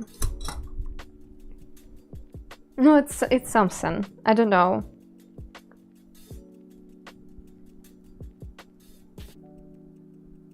The only thing that could make the story better if it was Shadow. Back then, Shadow was not as patient. So I think for Shadow it would be really frustrating to be a companion for me in the game back then, because he would be like, oh, come on, can you just jump? Like something like that. Since then, because Shadow, when plays the games, he plays very competitively, he plays for result, like he's very eager. And since I am very inexperienced and I also have a different approach to games, like whatever happens, happens. I'm not, it's okay if I'm not scoring points or whatever. What I'm trying to say that if it would be Shadow back in 2018, I think he would give up in 10 minutes and be like, ah, okay, I cannot. Hi Katie, how are you? Since then we kind of I tried to explain to him many times how I feel about the games, and I since then taught him many times that if it's hard for him to see how I struggle in the game, just like close the stream, because for me it's part of the fun to be clumsy and like not knowing what I'm doing and asking chat what to do. To him it's frustrating because I am not moving towards the result. And since then he in general became more chill, so it's not that big of a deal. But it was actually a fun moment. A few months ago, when Shadow was still here in Russia, we had our friends, also a married couple, visiting us. And we invited them to play Goose Game, where they can play as a team, you know. So the husband and wife, they would be sitting and playing the game, and me and Shadow, we were just watching it just like a stream, and sometimes we would give them some advice and stuff. And the way the husband would talk to his wife, kind of, I don't know, sometimes it felt like he forgets that it's his wife and it's not like some sort of stupid companion in the game. And he would be like, why are you doing it? Why are you here? Run here! What are you thinking about? Like, and so on. And it was so amusing for me to watch, because I remember Shadow being kind of like that, or maybe light version of that, and I would realize how much we kind of grew because now Shadow can just take a deep breath and be patient and kind of laugh with me at my clumsiness and kind of, I don't know, he now can keep in mind that you can play games differently and it's not always about the result and about high achievements in the game. Sometimes it's just about goofing around. And when he sees me playing Fall Guys now, he's not like, Anna, what you doing? Like, why are you running there? He comes to the room and says something like, go, go, go, Tomato, go! And it's really sweet. And I'm like, I cannot play when you're watching. But I'm laughing. By the way, he says go, go, go, Tomato, because my kind of default costume in Fall Guys, it's a tomato.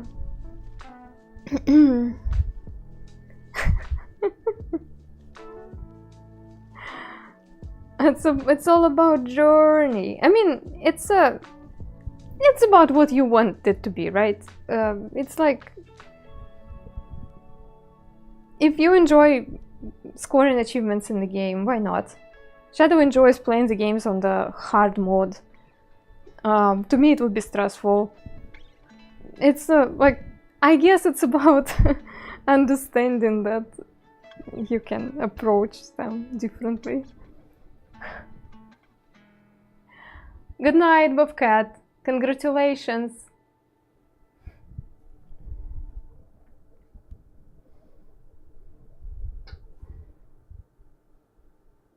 Multiple times my girlfriend's mother has heckled me and laughed at my misfortunes when playing games. Oh no. I mean, it depends on how to laugh at it. Some people are kind of evil about it. Some people are more like laughing with you and not on you. Not over you. Oh, how do you say it in English? Laugh at you. Or, yeah, laughing at you and laughing with you. Okay.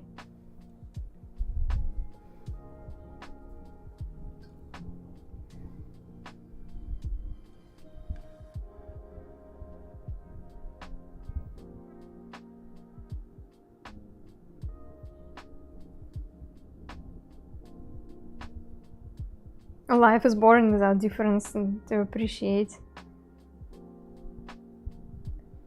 That's another fun part kind of in our marriage maybe. Over the years, Shadow learned what kind of games I would enjoy. And even though those games are not the ones which he would play personally, he suggests them to me, and actually quite a few of his suggestions I played on stream, and it was really a good request for playing on stream and playing and for me to play, that's what I mean.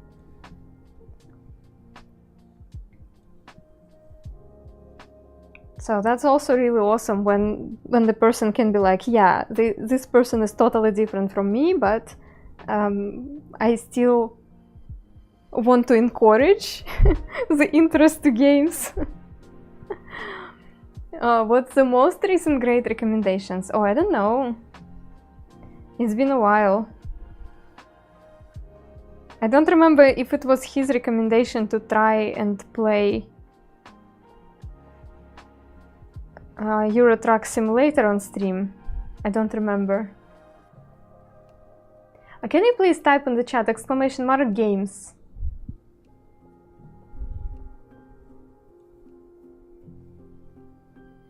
I do know that Shadow was the person who taught me about Fall Guys.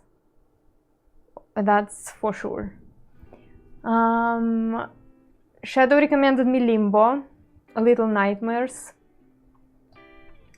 Fall Guys, Untitled Goose, Portal. No, well, Portal, it was it was also chat recommendation. Plants vs. Zombies, Stanley Parable.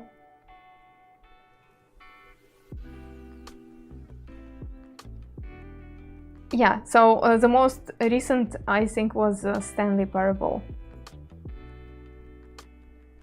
Cat Cafe Manager? Yeah, did you play it? It's like, it's a cute little game, especially if you like simulators. What's the best technique to align eyes to be properly looking at something and not lazy?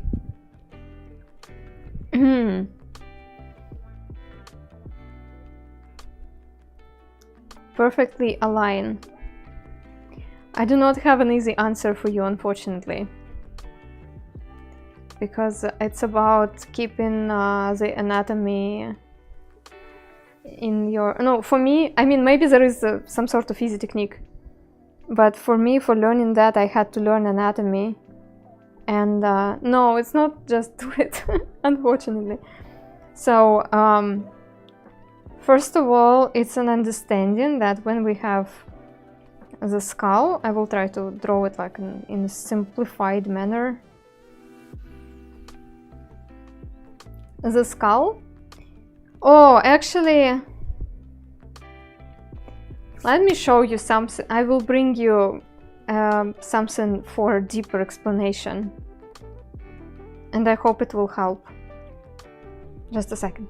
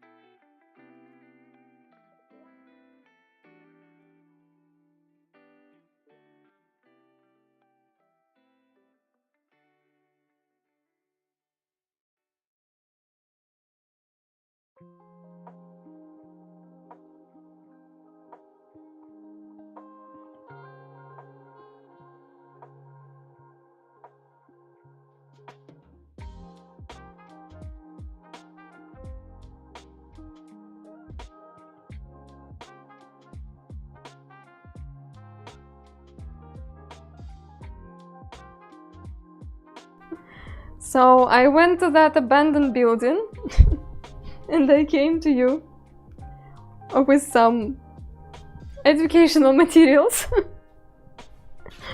So in the art school where I was learning how to draw, one of the things you learn about drawing head is drawing a gypsum model of this guy. I do not really know what is the name of this in English, but basically it's a model of a human face, but it is simplified to those squarish shapes, and it helps you to understand that even though the face and the skull in general, it's like a no, kind of like a sphere, right? It has surfaces, and those surfaces, they follow the same rules of perspective as a cube. So when you are aligning elements which are sitting on the rounded shapes, but they are sitting kind of on one line, such as eyes, when you are trying to draw them in the proper position, you need to think about this line as you would think about it as on a cube. So this is actually very helpful, because when you are looking at the face at first, there is a there is an urge to draw what you see, meaning draw nose, eyes, lips as like separate things. However, when the face and the skull, it's one structure, and when you think about it as a structure which has surfaces, and you simplify it, that gives you an opportunity to drive away your attention from separate details and making sure that you make all the details sit on one structure.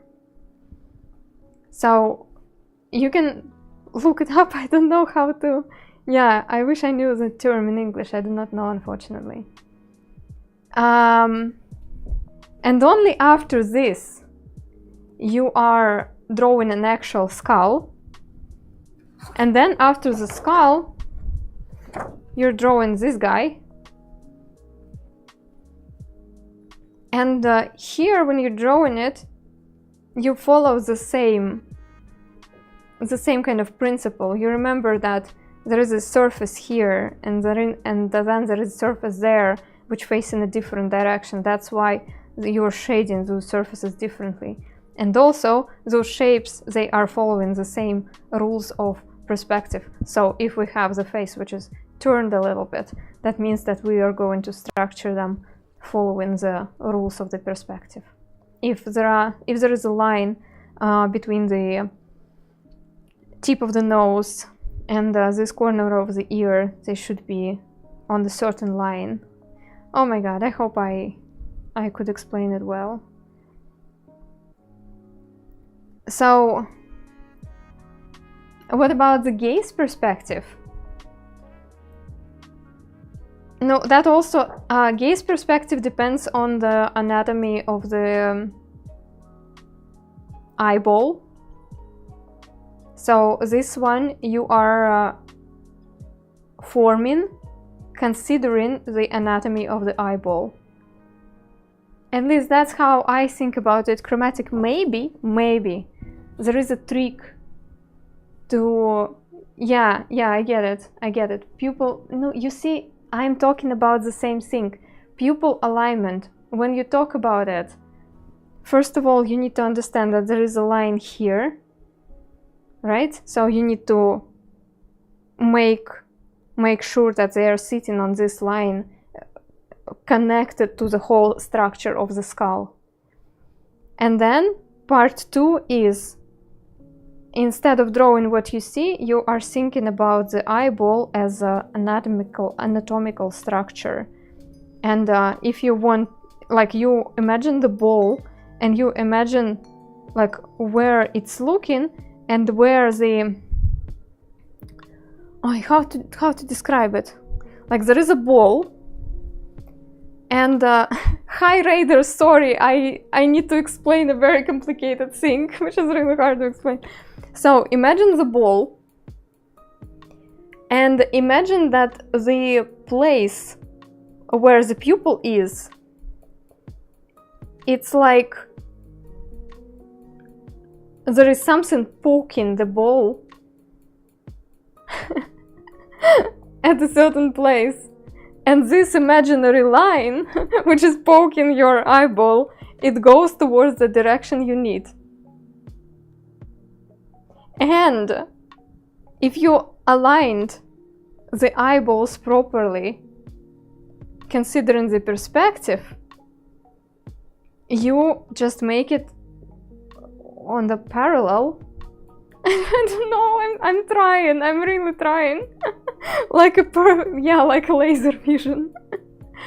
So for making sure that your pupils are looking at the same direction, you need to imagine those imaginary lines which are going towards the object you need. I'm the teacher. I shouldn't be teaching art because, again, I'm student myself. But that's at least how I was taught. And the thing is that there are many other ways to teach anatomy and to teach how to draw, and maybe there are easier ways. But unfortunately, that's what I know. So if we have this little alien reverse vanishing points, kind of. So the idea is that when we are talking about pupils and how to align them, you shouldn't be thinking about them as like dots which you want to find a position for. You need to think about the whole structure, like where those imaginary structural lines go on the skull, on the eyeballs, on the eyebrows, and I feel like it sounds boring. Maybe there are some other fun little techniques which you can attach to your brain. Sorry. Hi friends, thank you so much for the raid. Hero Zone, welcome. I'm happy you're here. People asked me a very complicated question which I'm not super qualified to answer, but I tried my best. And here is why David Attenborough is staring at your face right now. And judging your natural habitat because you haven't cleaned it for a few weeks. I think naturally we think of pupils like putting dots on a sphere. Yes.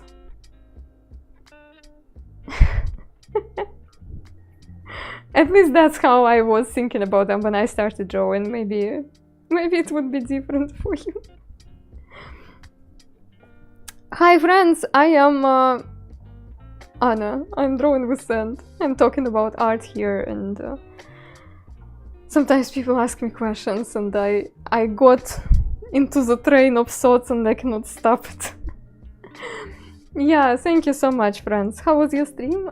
Here's on. If you want to promote your social medias, your TikTok, YouTube, Instagram, whatever you're having, drop all the links in the chat so people could find you. And thanks again for the raid. I'm happy you're here. Today is the day when I'm drawing requests. People requested a mystery portrait today, and well, I was drawing this guy and people were guessing who it is. They already guessed, so I don't know if we can add anything to it. Sometimes we bake cake on Fridays. Herozone, thank you so much for the link tree. Friends, check out Herozone and add everything you can. Oh, you have blue sky, fancy.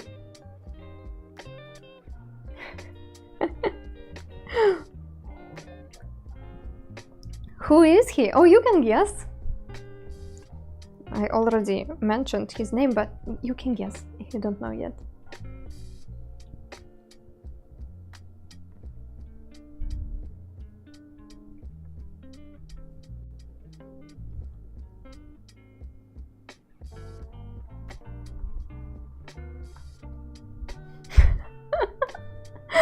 The cake is a lie. This phrase had zero meaning to me before I played Portal. And I remember that when I found the cake in the game, I thought the game is over. I thought that, woohoo, I won. Okay, that was fun, guys. See you next time.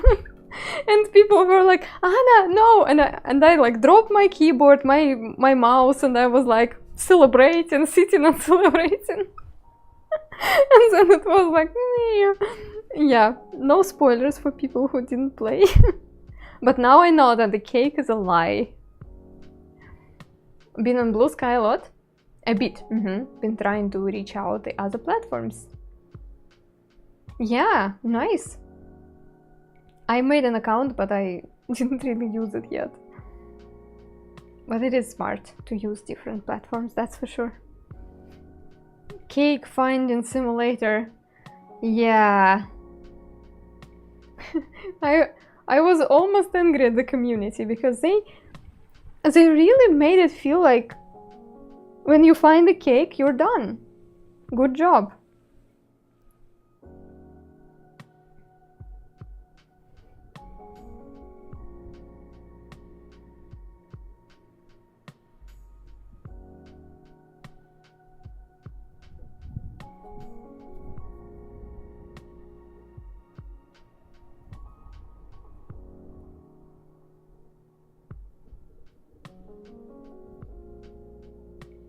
When I find a cake in real life, I'm done with everything else for a while. Oh yeah. Cakes have that power over you.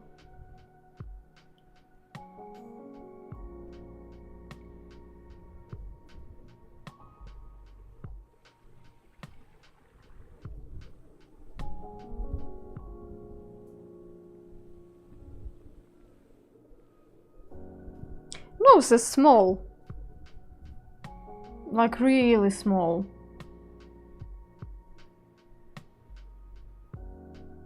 Yeah.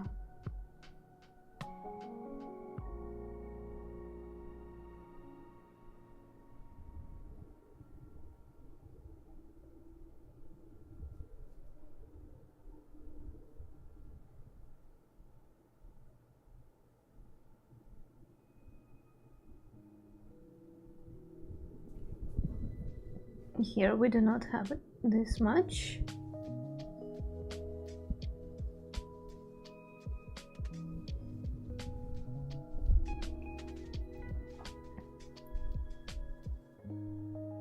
If you did cake versus pie poll right now, pie would win. Why? Because more people from Europe are watching me? That's a wild guess. Feels like pies are more popular in Europe.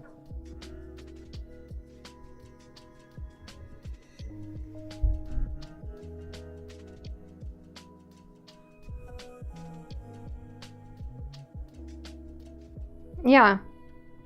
Here we go. Nose is better now.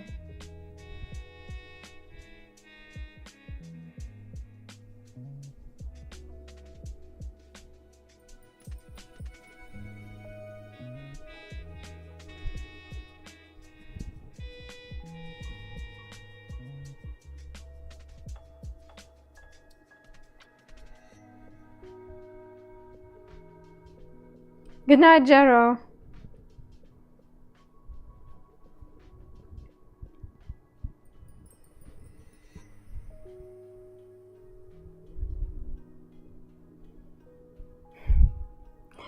Sure, Hero Zone, have a good sleep. Thanks for bringing your friends here again.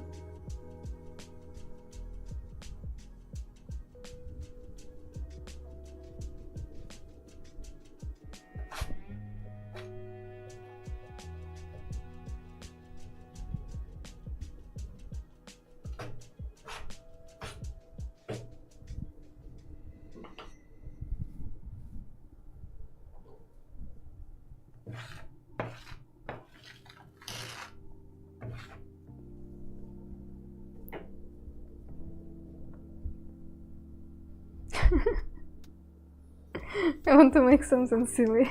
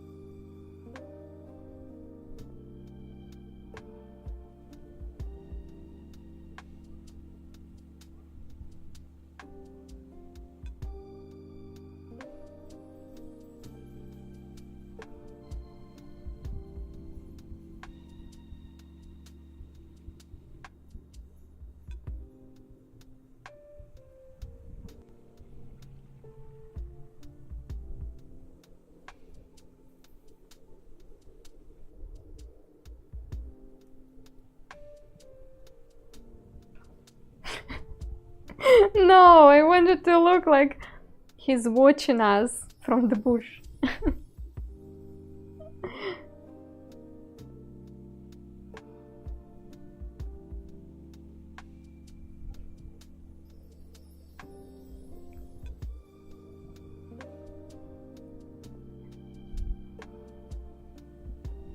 After a long and unproductive day, Jay Frick decides to sit on the sofa and stare at the screen all night. Let's see what Jay Frick is watching. Ooh, that's actually a centered. Great choice.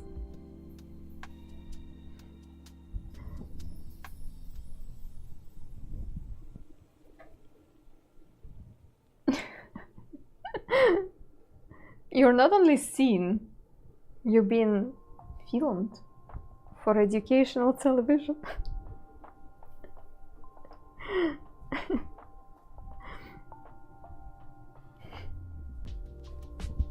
Okay, let's continue.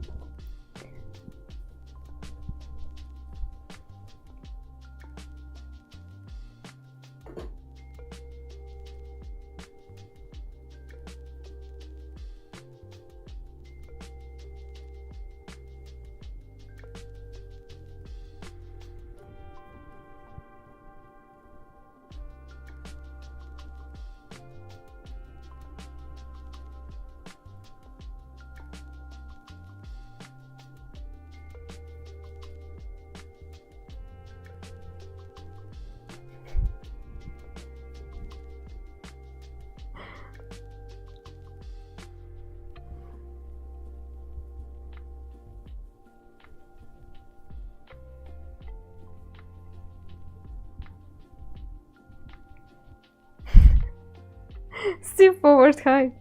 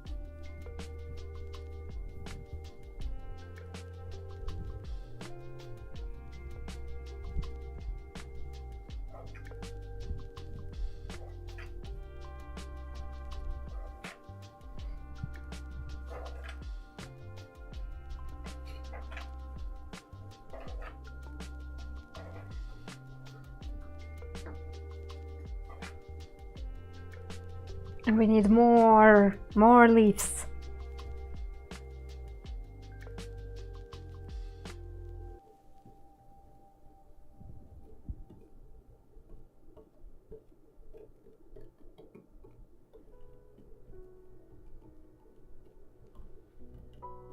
As a surviving strategy under the press of a high level of stress, Jay Frick developed an interesting behavior, cultivating some plants at home.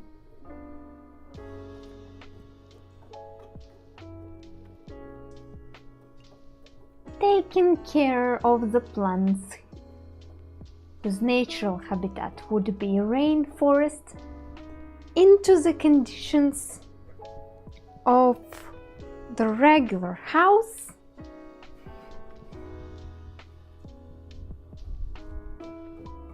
it's rather unnatural. However, it seems like it works. We can see that Jay Frick's face is smiling when they are watering the plants.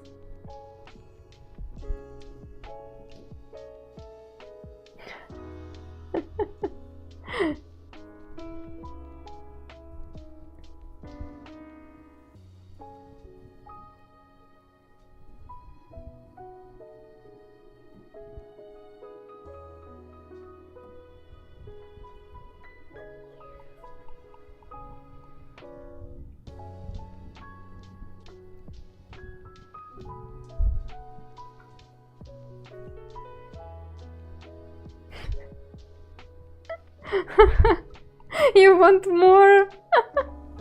Ah, you want me to cover him entirely? That would be actually fun.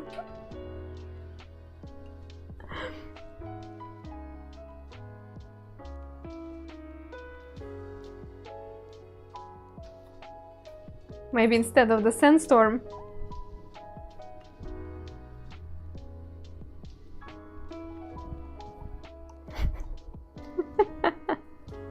Amazing. Yeah, let's save it. And instead of the sandstorm, I can do more and more plants and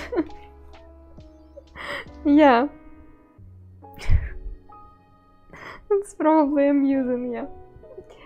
Color time for this portrait. Once again, I'm not too thrilled about how I got the proportions of his face. It's close enough, but yeah, close enough for a quick sketch, I guess.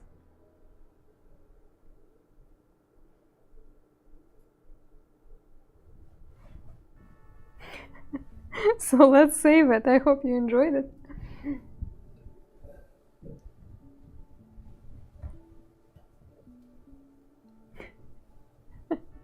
It's perfect, you think? No.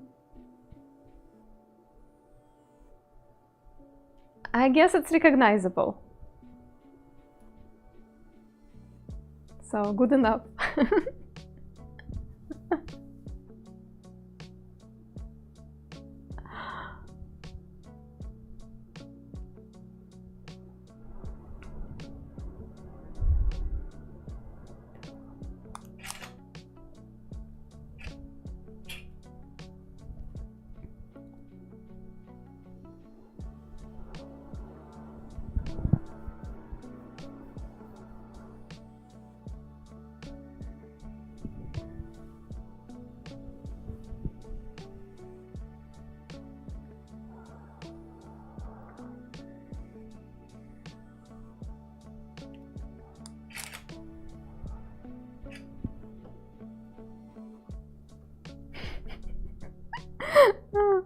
No, I really like how his face is so serious and concentrated.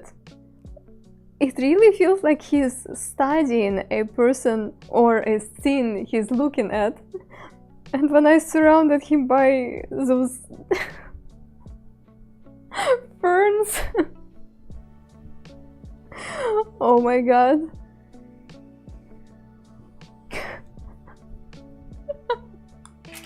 I don't know, it's just... He has an amused seriousness of a grandfather, yeah.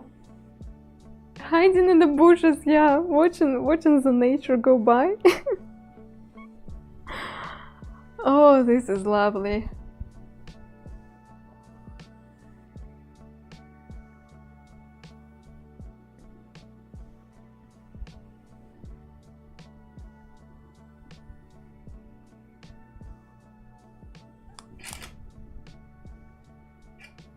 Okay, now it will be even more amusing because now it will look like David Attenborough is lit by the, you know, those lamps for growing. Yeah, they literally called growing lamps. So it's like you set up a special lamp for your house plants and then David Attenborough is like UV? No, they're not UV lamps, they just have that purple spectrum which is supposed to be good for plants.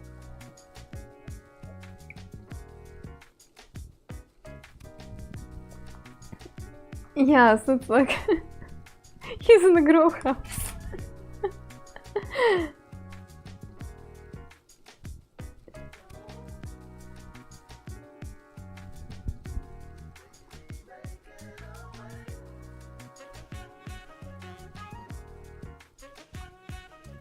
I used to have them for succulents when I tried to grow succulents in our previous apartment, where all the windows faced to the north, and it was not enough of light, even in summer, for succulents. I don't know what I was thinking about, but yeah, I had them, and I had those lamps. Actually, then for some time I had this purplish background for my Twitch streams, but it was not because I wanted to be fancy, it's because I just forgot to turn off that lamp on the background one day, and I thought, oh, that actually looks cool on stream. And guess what? After that, it was like, it was a trend, which is still very much present everywhere. Many content creators have some sort of purplish lamps for the light on the background. And it's kind of amusing to me because I still feel like I was one of the first who picked up that trend. Even though it was not on purpose. It was just for my cacti and succulents.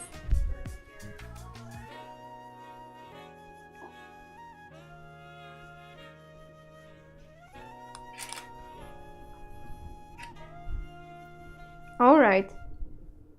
And here is the look of the sand. Oi, he looks a bit angry. He's like, turn back the lights. Bring back the lights, they cannot see me.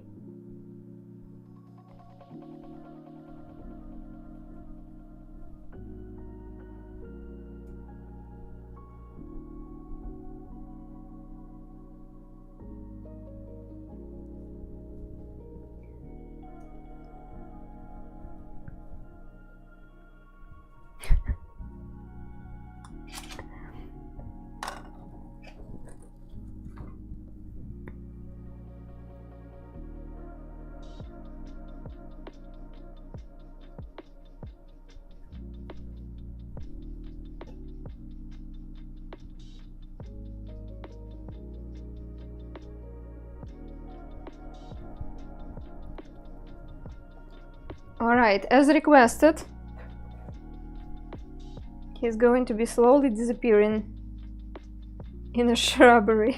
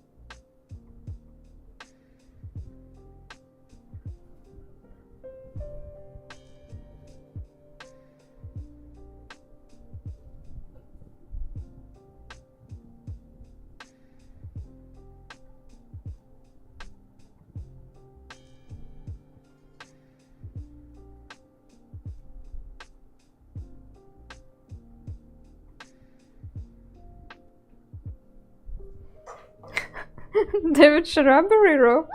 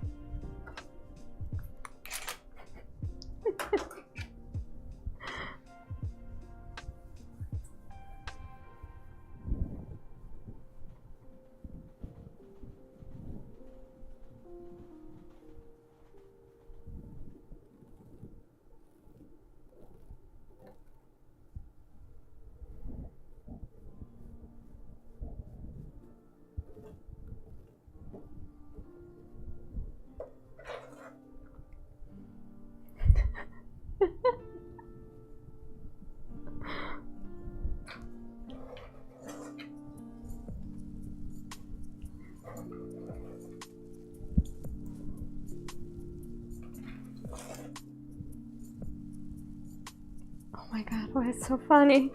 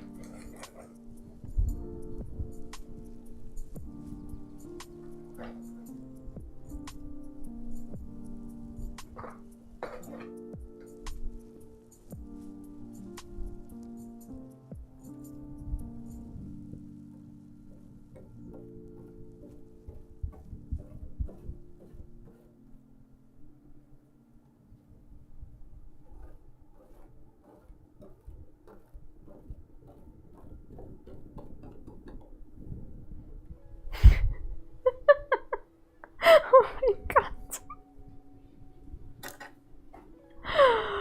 Ooh.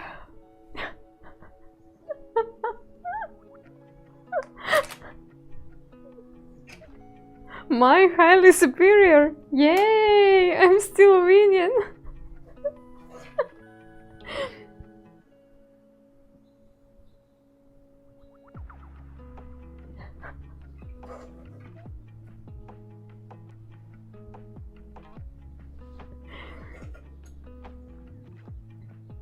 It's over, guys.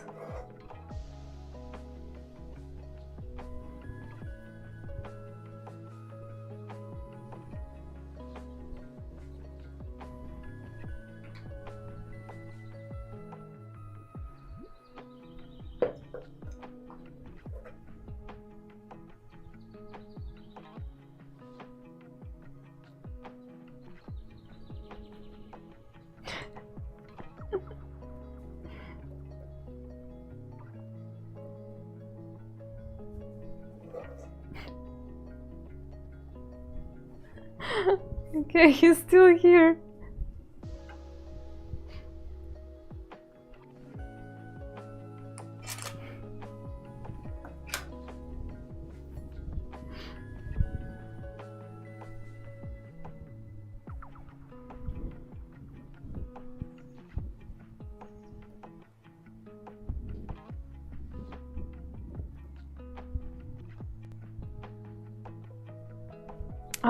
How sick is the scent without a light?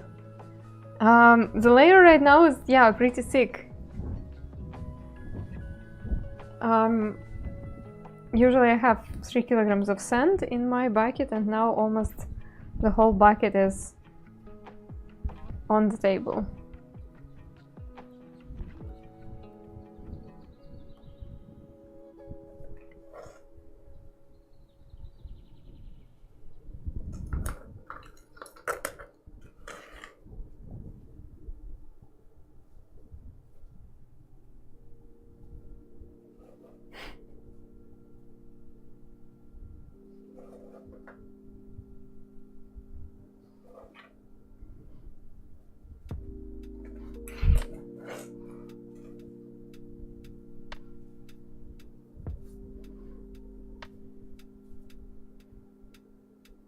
Yeah, friends, I think we're done.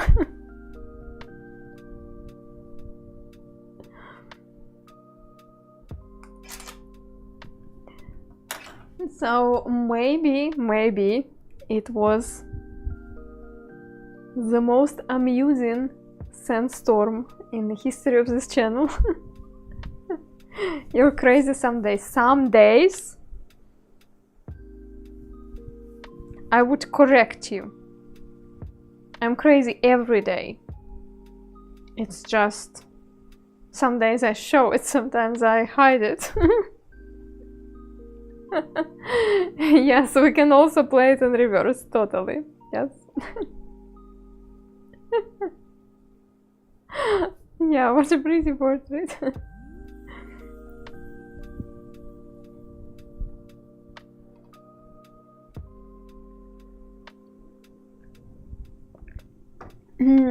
I do feel like it would be fun to draw here an animal who appeared somehow. Who could it be in, like, we have some sort of jungle situation here, jungle or rainforest. Oh, what do you think? What kind of animal could pop up? Tree frog. Yeah, frog would be funny, yeah.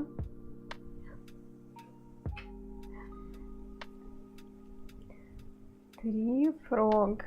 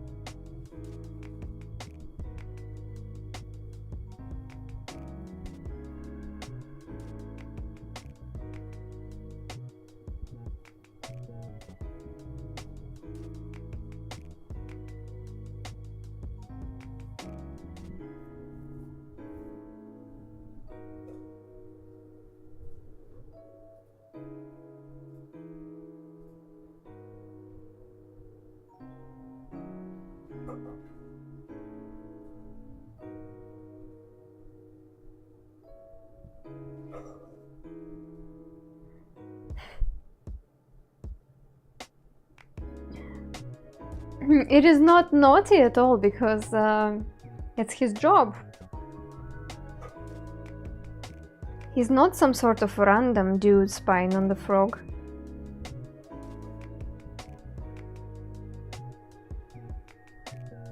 So no creepy at all.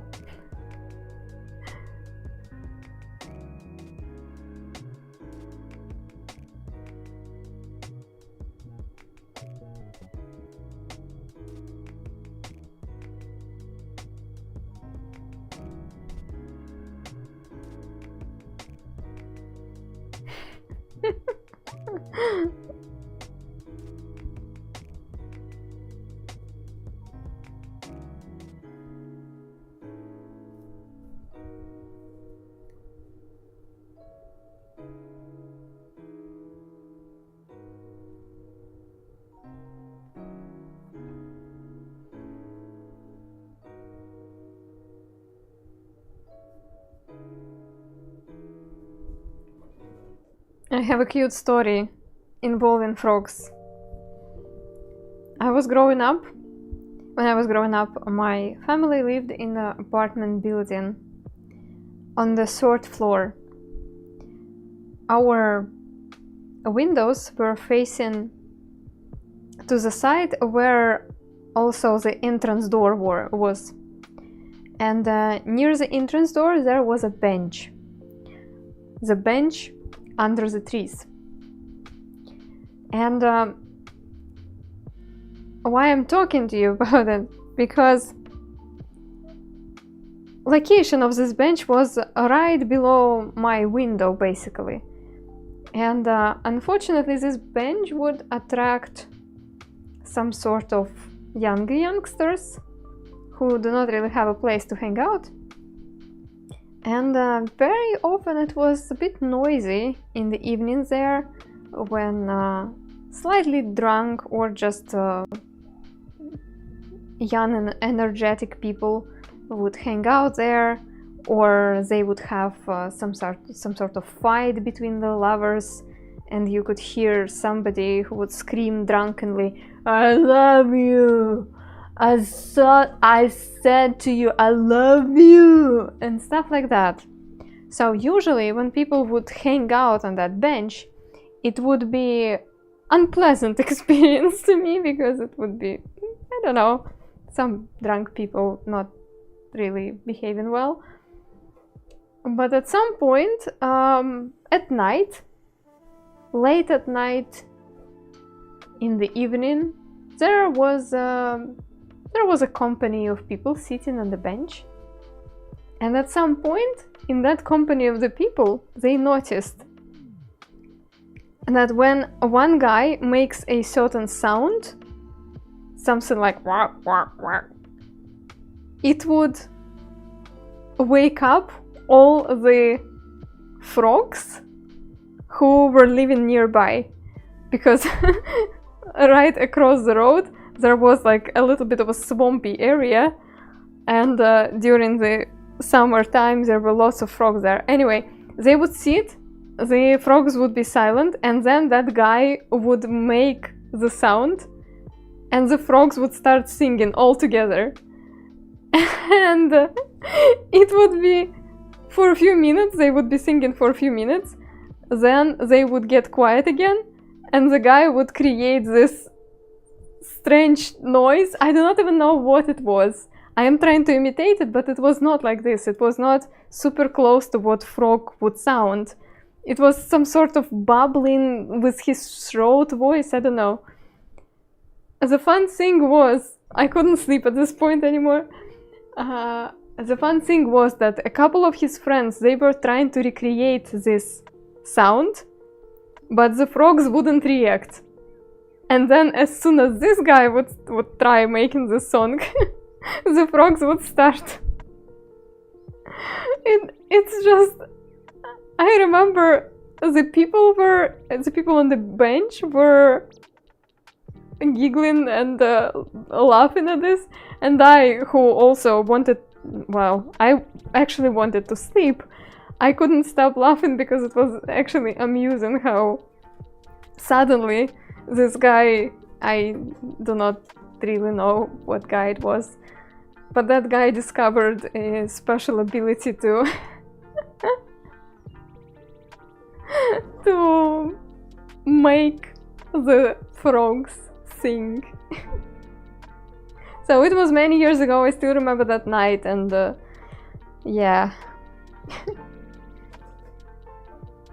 It's not like I'm sometimes wondering what happened to that guy, and maybe he made maybe he got some frogs after that night. Probably he didn't.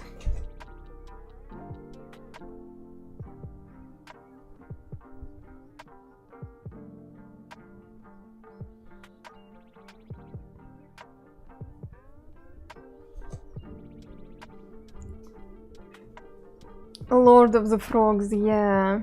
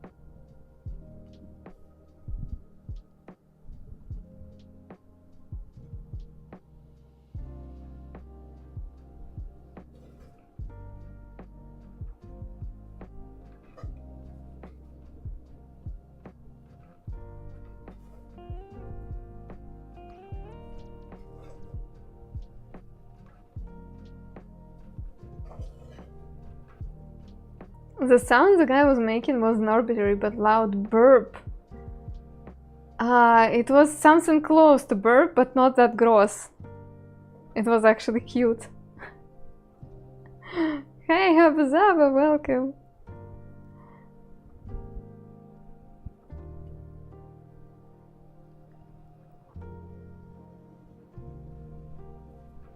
I don't like how the nostrils are sitting.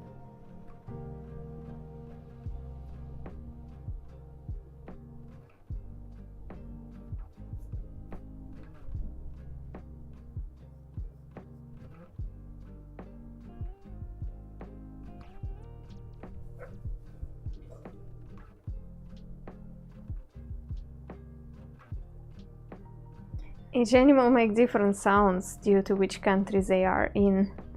Right, yeah. So are you trying to say that Chile will have to learn German?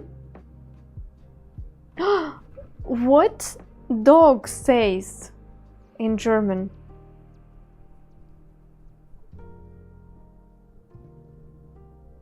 What does the dog say? Dogs. What is the dog noise in German?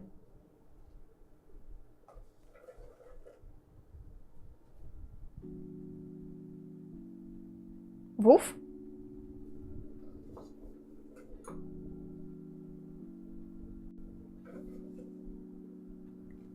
Or bellen? No way, it doesn't sound like dog.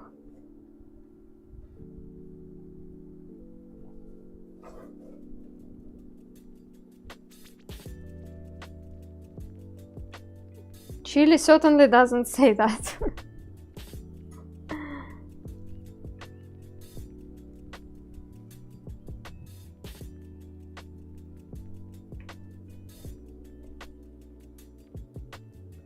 Hundelbellen.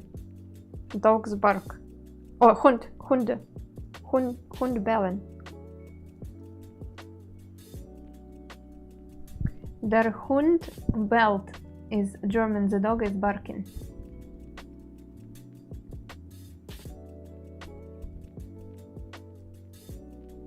Well, I disagree. Bark and woof sounds good. Russian guff, kind of close. But bellen?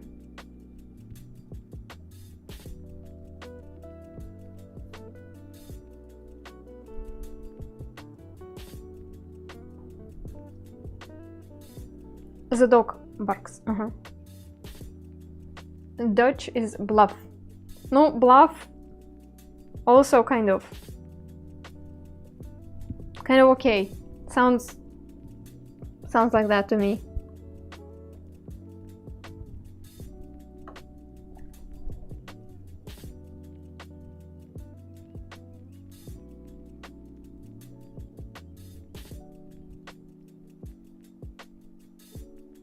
Good enough. Sounds good enough.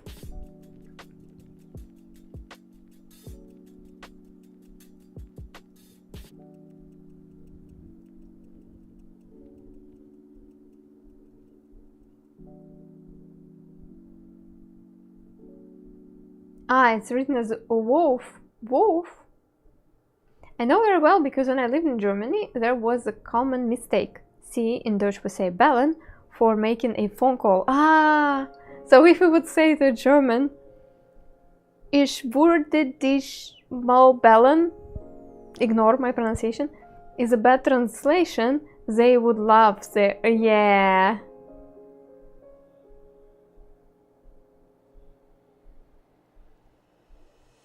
Yeah, I see.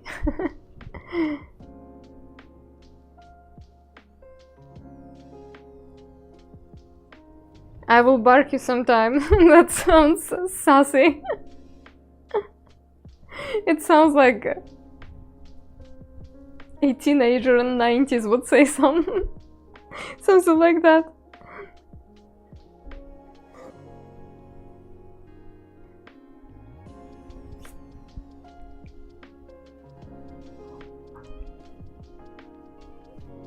Friends, I think it's cute.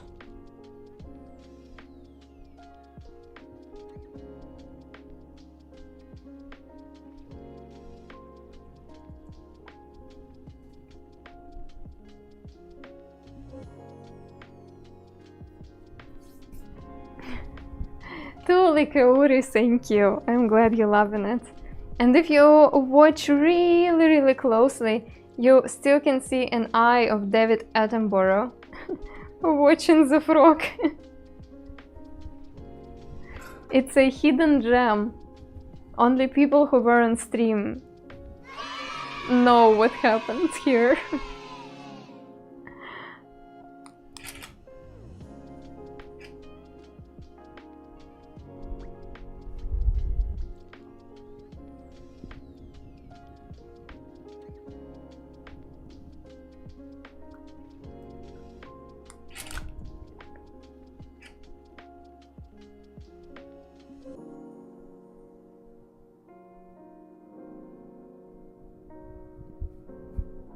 His nose, yeah, it's barely visible, but it's there.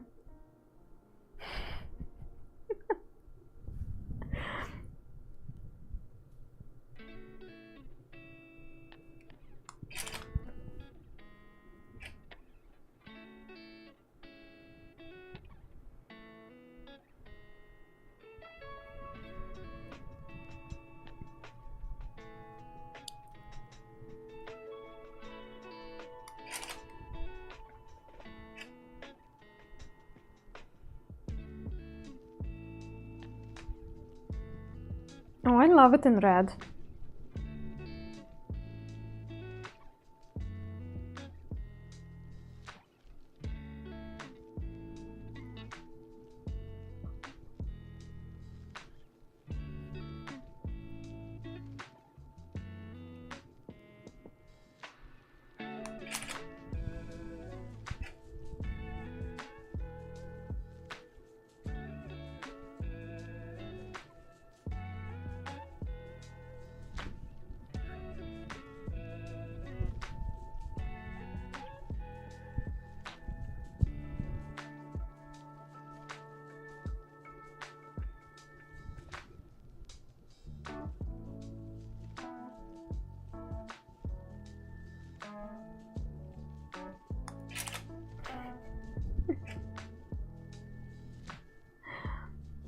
Oh, the frog late at night?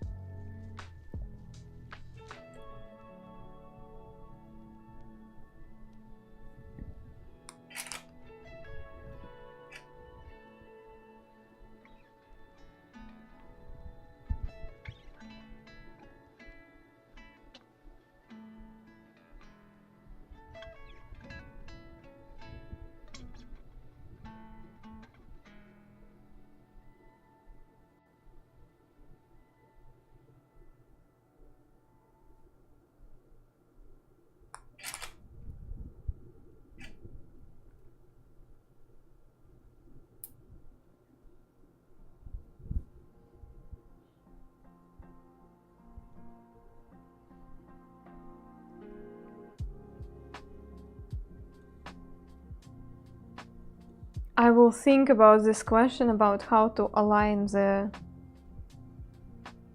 pupils for the rest of my day.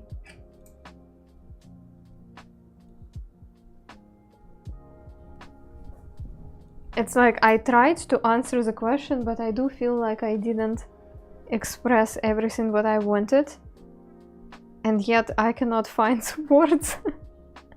It's like something what I have learned and it interiorized already, and I kind of forgot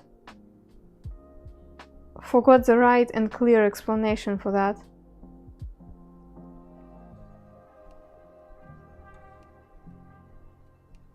So if next time I'm live I will get back to this conversation, it's because I finally found the right words.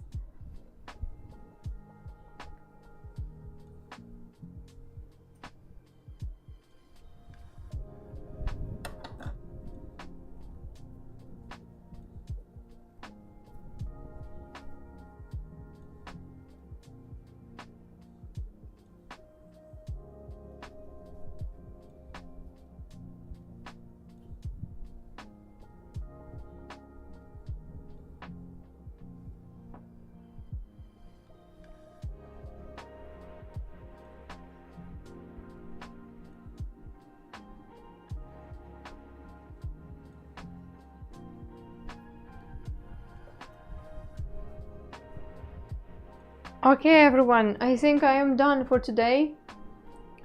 Feeling quite tired. It was a good practice session and a great Insta video asking, can you find a human? Can you spot David Attenborough? I keep going back to the eye. Okay, let's make one more fun thing.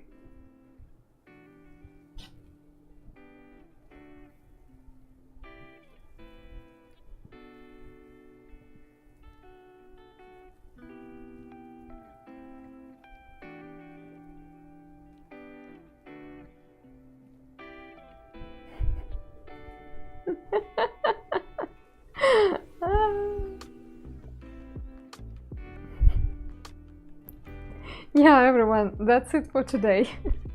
Thanks, it was wonderful, your suggestions were wonderful, your participation in the art was fantastic.